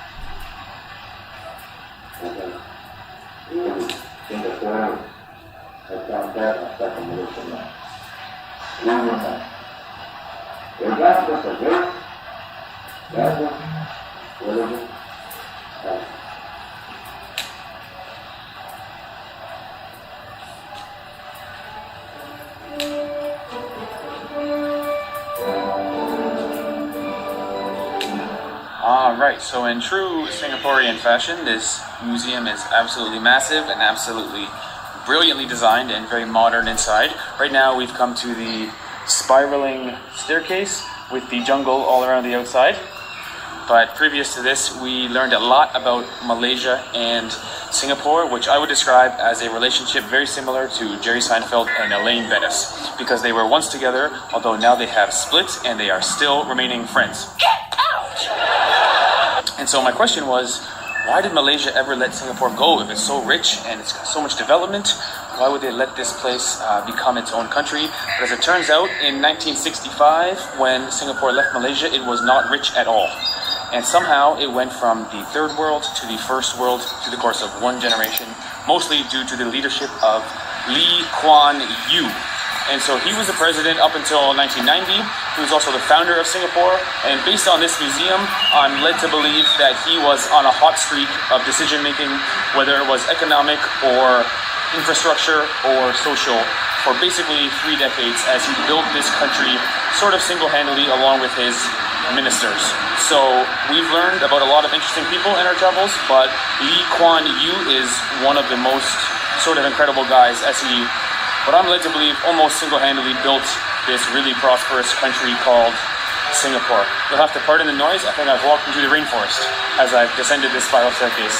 So let's keep exploring the museum, and then maybe soon we get something to eat, which I'm quite hungry. So let's go.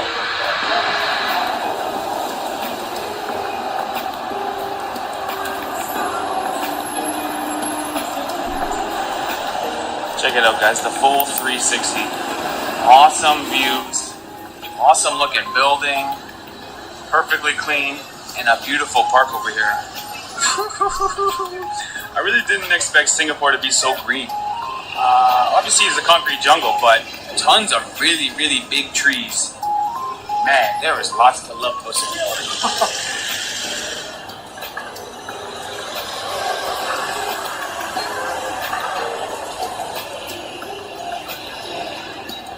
Alright, so we have begun our city walk towards Chinatown for something to eat.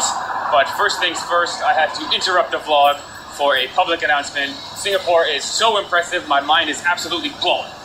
All I can say is, wow. We've been walking for half an hour or so. There is literally no garbage. I mean, no cigarette butts or anything. It feels like they just finished sweeping up 5 minutes before I got here. Everywhere you look is spotless. Not to mention, there's no broken parts of the concrete. It's like they just built it yesterday and they just finished cleaning it this morning. As well as no graffiti at all, which is really mind-boggling. Although you will see lots of tattoos on people, which is interesting. No graffiti on the walls, but graffiti on your body is definitely okay here in Singapore. But it feels like a city that's so well organized and so well planned. Certainly no homelessness, which is so nice to see. No drug addicts walking around. It feels like Singapore, every time they zigged Canada or my city of Toronto, we zagged. Because we've got so many issues over there and there's just none over here. It's really impressive place. It feels like the way a city ought to be organized and run.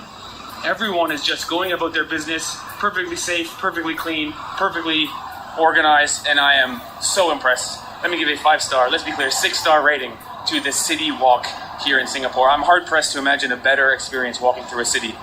It seems like there's no issues that are visible to the tourist. Although, I will say this. Yesterday we did a tourist attraction, which was very highly recommended. It was like a light show on some fake trees, and I will admit that it did nothing for me. It was impressive, I suppose. You see the flashing lights and play some music, but it's not something I'm going to remember in 10 years because it's just a simple sort of modern thing that's just sort of built for people to kill time and look at while they're sort of here in Singapore. But never mind the tourist attractions. I would highly recommend coming to Singapore for some visual evidence of what a country is supposed to be like, because what an impressive place. I am blown away. Don't come, for me at least, don't come for the tourism. Come for the admiration of a properly run city. It's really, really impressive. I'm almost speechless. So anyway, let's go to Chinatown and get some food.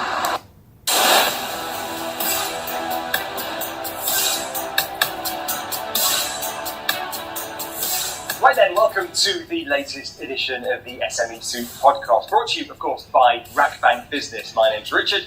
I'm a journalist based in Dubai. I'm the host of the podcast, and today we are talking about brand power, and who better to talk about brand power with than the Senior Vice President and Country Business Manager for the UAE and Oman. From MasterCard, Gina Peterson. Gina, good to have you with us. Thank you so much for having me. Also with me today, happy to answer questions, Tom Baxendale is here, Head of Digital Business Banking, Rackbank.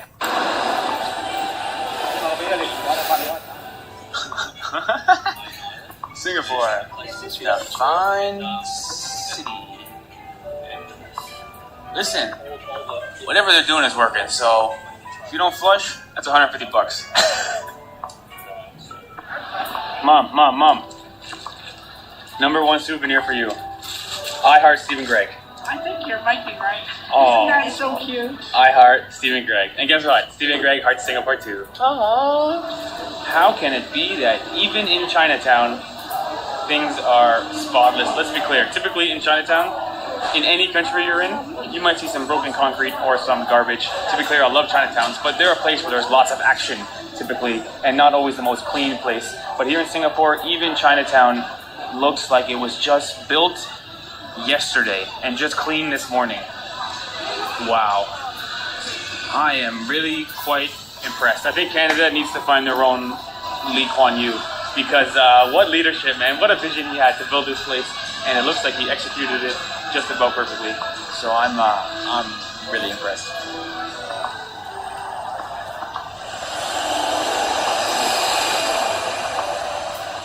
Also, in Singapore, a lot of buses. True, right? yes, everywhere. Big ones. Big tall buses. Yeah, Everywhere. double decker. Yeah.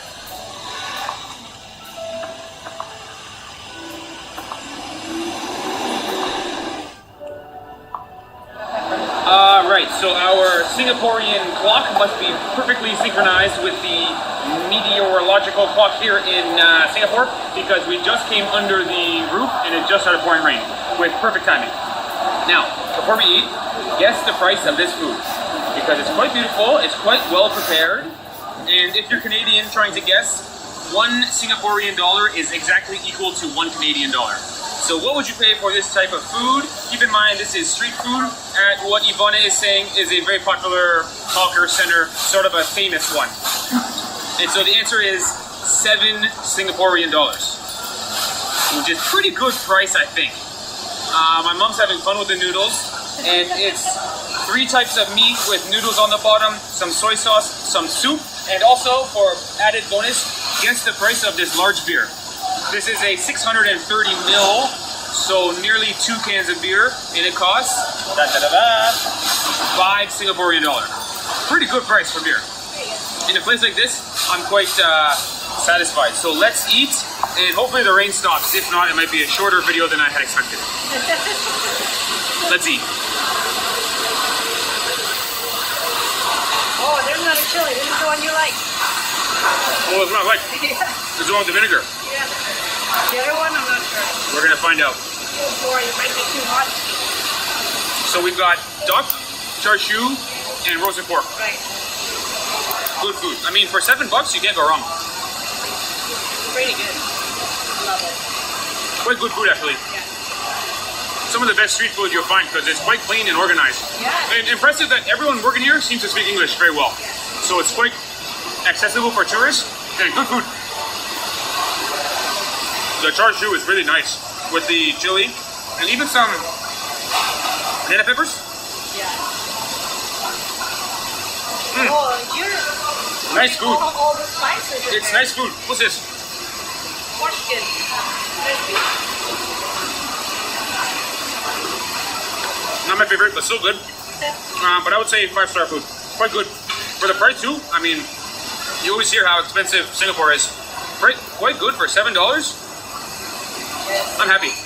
That's the trick. Save money by eating at a hawker center. And they're delicious. Right. All right, City Walk 2.0. After the rain, it really does give the impression that everything has just been power washed and just freshly been cleaned. Spotless city. Wow. Good eye, Dad. Look at the design of that building over there. The metal comes apart like it's been bent open. Like King Kong or like the Incredible Hulk jumped up there and ripped the metal open. Nice job, Singapore. Nice job. That's cool. Tell you what, you guys know me. I'm generally pretty critical of sculptures. This one? Not bad, dude. Not bad at all.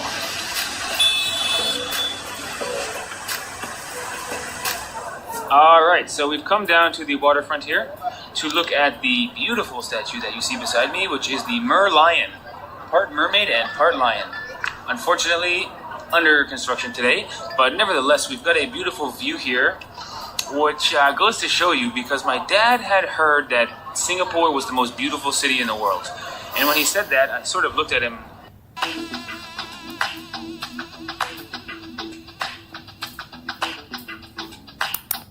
Confused because it's not very green, and I think of beauty in terms of mountains or rivers or lakes, but as it turns out, there is lots to look at and lots to admire here in Singapore.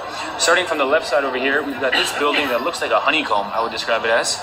And then right in front of us, there's something that to me looks like a catcher's mitt or a hand, but Yvonne is saying it looks like a flower. And then, of course, Marina Bay Hotel, which is really something special and a marvel to look at, because the left side of it, where it's hanging off the pillar, man, it's hanging off a long way. It almost looks like it's impossible, or it's going to start bending down a little bit. But as it turns out, it's quite a beautiful place, Singapore. I might not call it the most beautiful city in the world. I might stick with Rio de Janeiro. But nevertheless, a lot more than just a concrete jungle. And if you think the view here is beautiful now, we actually walked through this area last night when the lights were on, and it really came to life. So I guess I sort of underestimated Singapore. I sort of thought it would be a concrete jungle with some sort of tourist trap / tourist attractions. But as it turns out, there's a lot to see. I'm not exactly someone who loves architecture, but there's definitely some spectacular architecture here in Singapore. And so this view sort of provides a nice backdrop, because hopefully soon the sun will set and the heat will go away, and we can enjoy some of the lights again. I think we're going to Charles Quay. Yeah, Clark's Quay. Let's go. See you there. Wow, not to mention the view back towards where we were just sitting. Look at that view. With the Fullerton Hotel at the bottom and the sky rises in the background and the bridge. Nice place.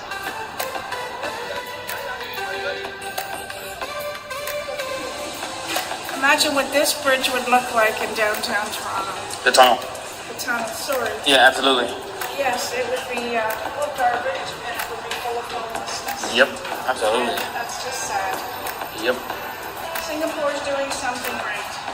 you got it, Mom. So, Mom, take it away. Final word. What has been your experience? This has been your first trip to Asia. You've seen Malaysia, Indonesia, and now Singapore. Singapore is it's a very clean place. I felt safe in Malaysia, Indonesia, and Singapore, so safety's not an issue in any of the three. I would just say the most noticeable thing was how clean it is here, how easy it is to walk around. It's very pedestrian friendly. Good one. There are no scooters. Good point. There are no scooters. Maybe a few, but very not limited, like like in Malaysia. Toronto. Yeah, sure. You're right. There was lots of red lights and green lights, and it's easy for pedestrians to cross the road. That's a new experience. It is, and the buildings here are fabulous. There's great architecture, but then I also saw that in KL. Would you live in Singapore? Keep in mind, we didn't see any houses. I'm not sure there's a single house in Singapore. Maybe there is, but we didn't walk past it. So you'd be apartment living. Would you consider it a place to be a retirement, you know? No, we're not going to move far from our family, so it's not even considered. But if none of that was That's what I mean. in the mix, yeah, it seems very safe. It's very clean. I mean, there is no garbage in the streets. It's amazing.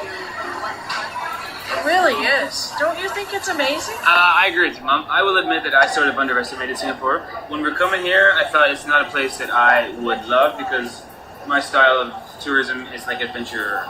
Get a car, road trip somewhere, and end up in the middle of nowhere. It's not exactly possible in Singapore. But in terms of the leadership it takes to build a country, it's an incredible place. The only thing similar that we've seen has been what we saw in South Korea, where they went from like not rich to incredibly rich very quickly through good leadership, good policy, and a bunch of people working very hard to row the boat in the same direction, sort of thing. Yeah. And so the tourist attractions here didn't do much for me. But walking around the place, what a nice experience. Big fan of Singapore. Would recommend and would come back. It's a cool place. You feel jealous, like, man, what did my country do so wrongly over so many generations to make our city a mess? Their city is so nice. It really is, but we really don't know how strict everything is here to live. Like, is everyone afraid to do anything wrong? I don't know. Fair question. Typically, quite often when something is so impressive, it's almost too good to be true. There's a catch. Well, there is. So and we it don't know. almost is too good to be true. It's so good. It's so good. Yeah. Too perfect. It's too perfect that where's the flaw? So, but we haven't found the flaw. Yeah, right. You know what? That's a great point to end on. I think you said it exactly right, Mom. It almost seems too good to be true because we didn't see a flaw. No. There you have it, everybody. Thanks for watching. In true white people style, we walked around all day in the sun, got so tired, and now the sun is going down and we're going home when everyone else is coming out. But we had a super duper day. So I think this was very good vlog that we were seeing. Anyways, the markets have totally turned downside. I don't know what's happening. Let's look into some bit of news, maybe what's happening on that front, because I can see the price of, Bitcoin going higher and higher, but whereas the altcoins and other, cryptocurrencies like SUI especially dropping down. I don't know, although there is basically a lot of information on that front that there are so many predictions, there are so many things that keep happening on that front, and but I always see that something is definitely lagging here in terms of in terms of how it is performing all the while. There are so many hypes, there are so many things that keep happening on this front, but this particular cryptocurrency for some reason is actually kind of creating this question in my mind. While I actually, do a lot of research and I'm like very optimistic about some things, but some days are there where it kind of doesn't go well the way it has to be. For some reason, whenever I am actually convinced about something, I go about telling very confidently. But of late, the performance of Sui has obviously kind of shattered, like in the sense it has also shattered my hopes too, in the sense that it's not going the way it has to go. So you can see.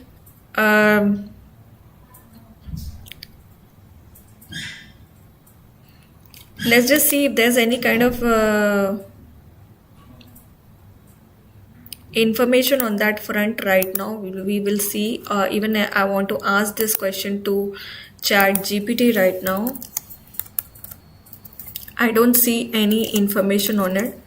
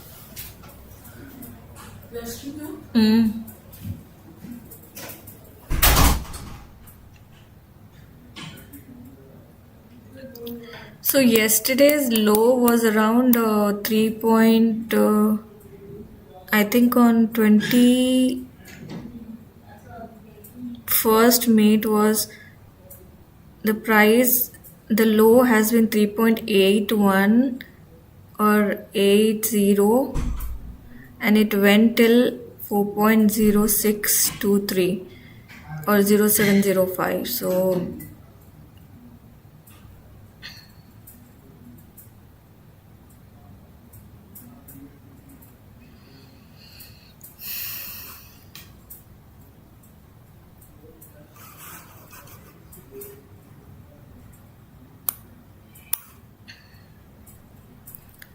currently 3.66.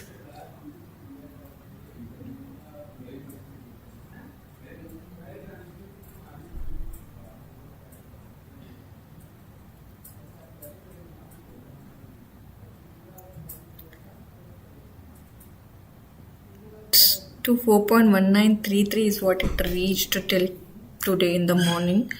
So now it's again going back to its pavilion. So let's just see how it is going to be. Here we saw on 21st April it was very high. 22nd April also it was good. 23rd April also it was positive. 24th April also it was positive. 25th April also it was positive. Let's just wait and see how it is going to perform in the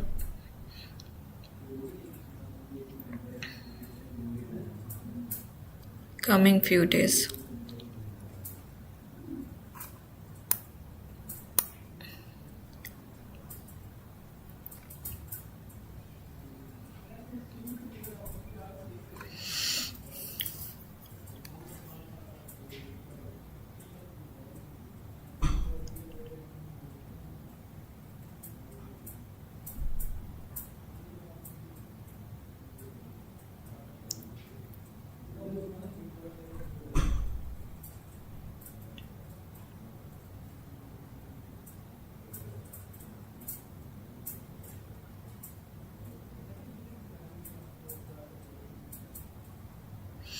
So the price is going further down.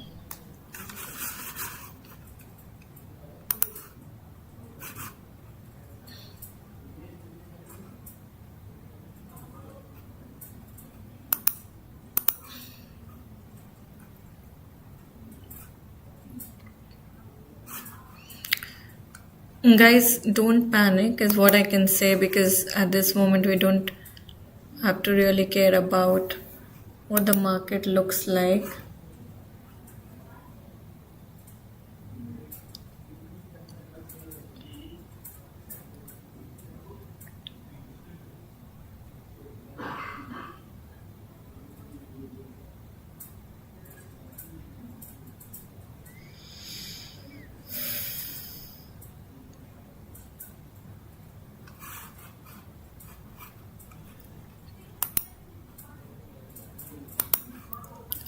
Staying online for 4 hours is a bit of a task. So in between, I did play some kind of different videos for your comfort as well as for myself to kind of refresh a bit.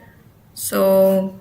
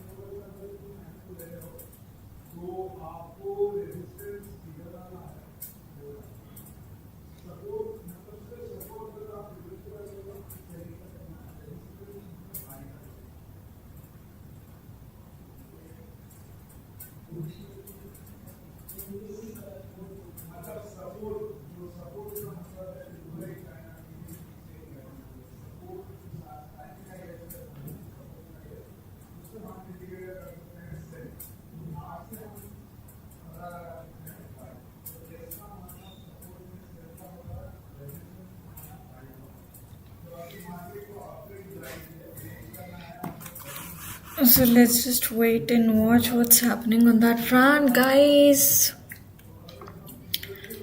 I have to do a bit of more analysis on in terms of just analyzing this. So the recent sharp decline in Swiss price is primarily attributed to security breach involving the CETUS protocol decentralized exchange. On May 22nd, reports emerged about the exploit leading to panic selling among investors and a significant drop in Swiss volume. In addition to the hack, the Swiss network experienced a substantial token unlock on May 1st.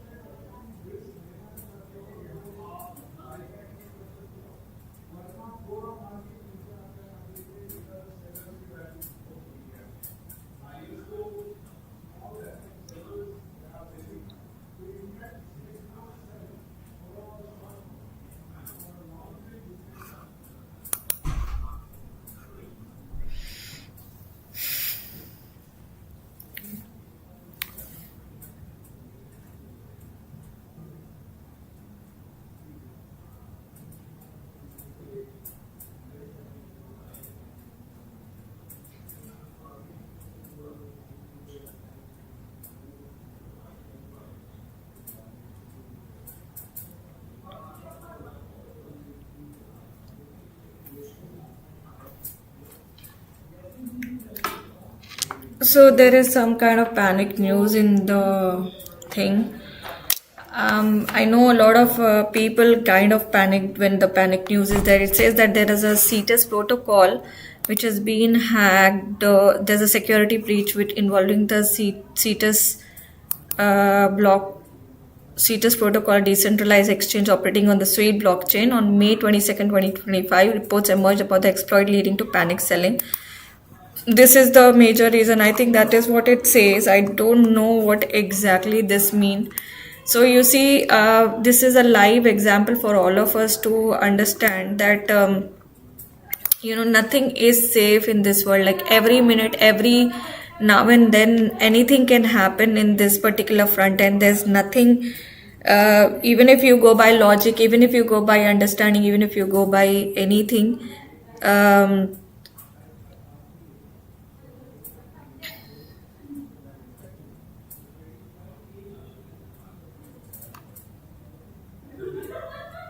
so nothing is static on this front, guys. So this is what it happens with. So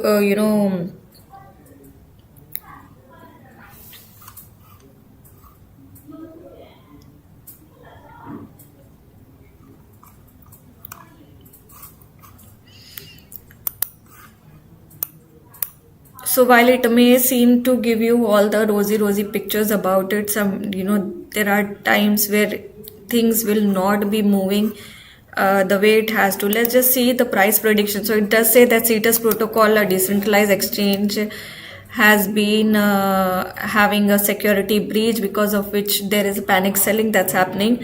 Predictions for SUI for today and tomorrow. Let's just see if we have something for it. Guys, don't panic. That is what I can say.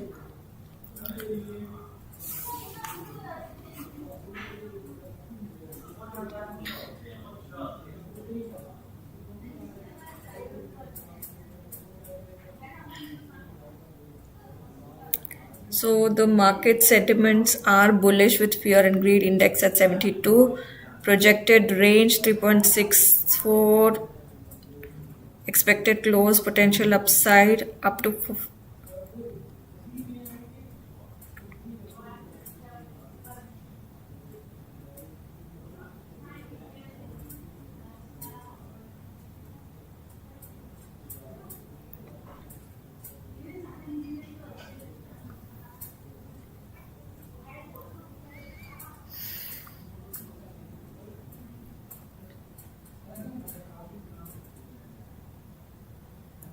So I think in the starting of the stream also I did mention that the price range can be 3.71 to 3.82.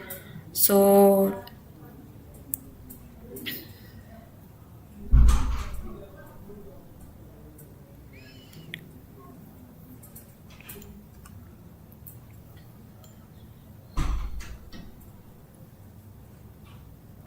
overall seems to be great going.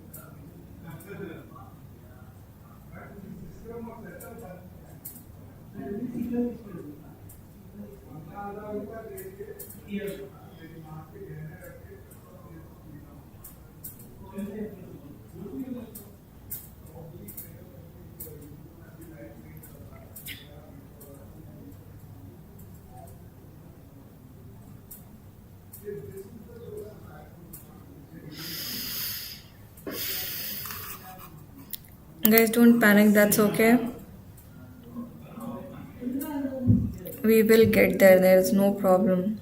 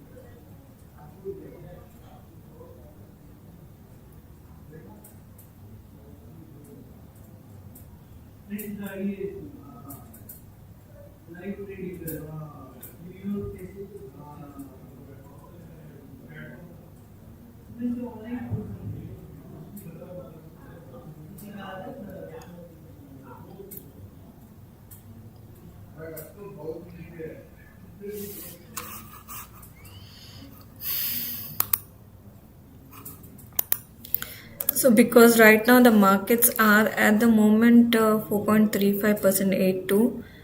Guys, do not panic even if there is panic selling that's happening. So it's right time to buy. As you all know, from in the morning I have already given you the entry points. So your entry point could have been anywhere between 3.71 to 3.82. So basis whatever analysis we did for the day, we know what we have to enter at. So 3.8056, we did these calculations in the starting of the day. Let's just calculate once again. 3.5975, 8.7105, 3.679,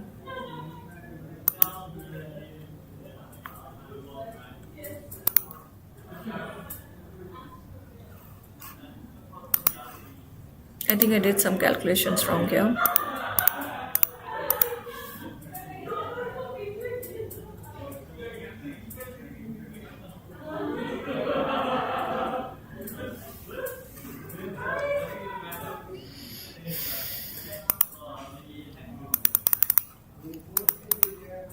Three 3.8056 plus 3.7875 plus 3.5975 plus 3.7105 plus 3.6792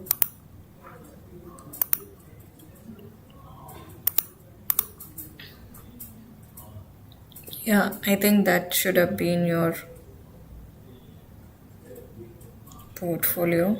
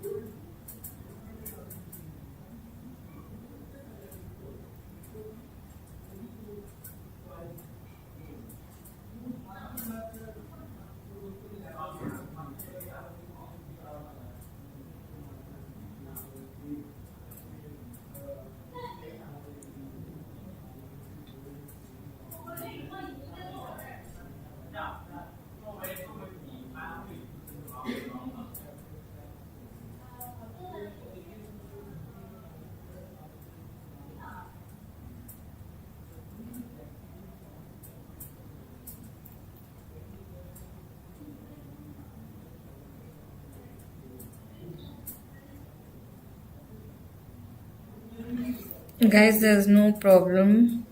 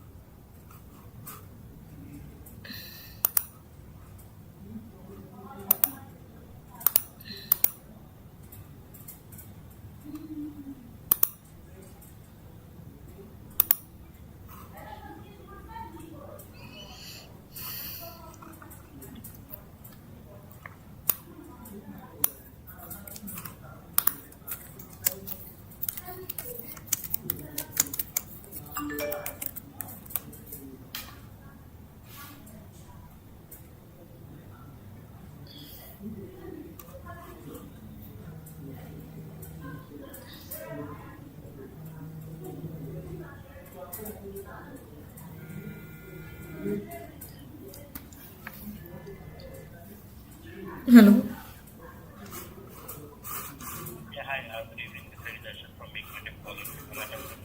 Yes, speaking. Can you call me like after 1 hour if it's okay with you? Okay, please give me a call in 1 hour.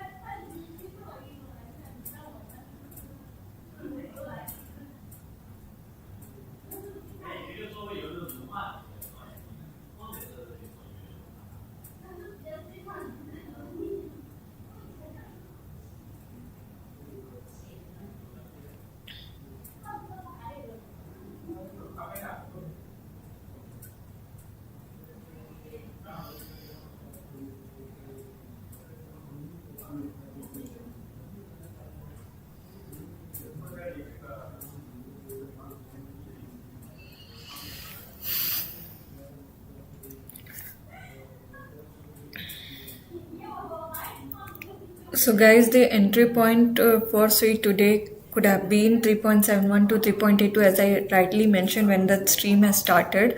So if you haven't really followed, you know what to do.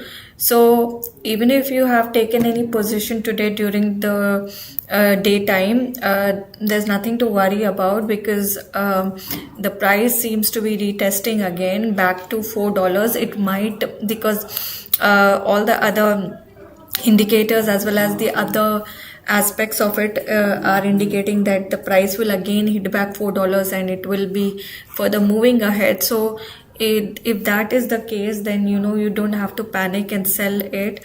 Even if in a worst case scenario, I mean, the entry point can be anywhere here, 3.71 to 3.82, and you can take your profit at whatever level you think is good enough for you. And also there's nothing, even if today during the session if you have taken any trade, then there's nothing to panic about, because the price will in a day or two, or in next coming 4 to 5 days, will retest that price once again. So there's nothing to panic about and sell it in panic. So that is what I can say. While we are heading towards the end of the session almost, I think I would like to let you know that tomorrow again I'll be back. I'll be live between 2 to 6. Just a sec.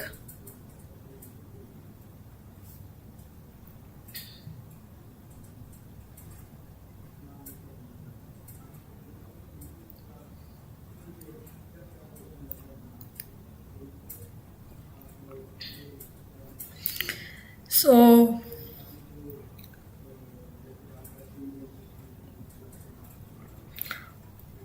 I will be catching with you guys tomorrow. Hopefully, we had a good session today. I know a lot of day went in just watching some videos and things like that, because there are some days where I don't have much to say, and it's a bit difficult to kind of continuously speak for 3 hours, 4 hours. So, I tried my best, level best, to kind of let you know whatever information for today I had, and I could pass on to you guys. So hopefully we will be catching tomorrow, and we will have a lot more exciting things coming. So if you haven't really purchased, because the prediction for this week looks like it might reach more than $4.20, as well as it might reach even $5, so you can look into buying it at any entry point, which is 3.71 to 3.82, and hoping for the profits to start coming and start flowing from maybe after maybe in a couple of days you will see that the profits will start flowing. I mean, tomorrow, if the prediction as it goes, might hit the markets in the same direction the way we are assuming it to go. If there's nothing negative that's going to happen for sure, then we will see that the market will be withstanding that $4 and $4 above $4.1 benchmark. So let's just catch up tomorrow. While we are watching, I'm actually sorting my things with Binance. I'm adding more money to buy this.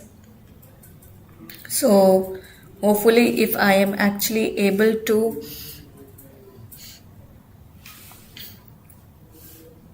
add more money, I'll be doing it. And in case you also would like to do it, because any which ways the markets are always unpredictable. So only invest that much which you think you can afford to lose, but try keeping it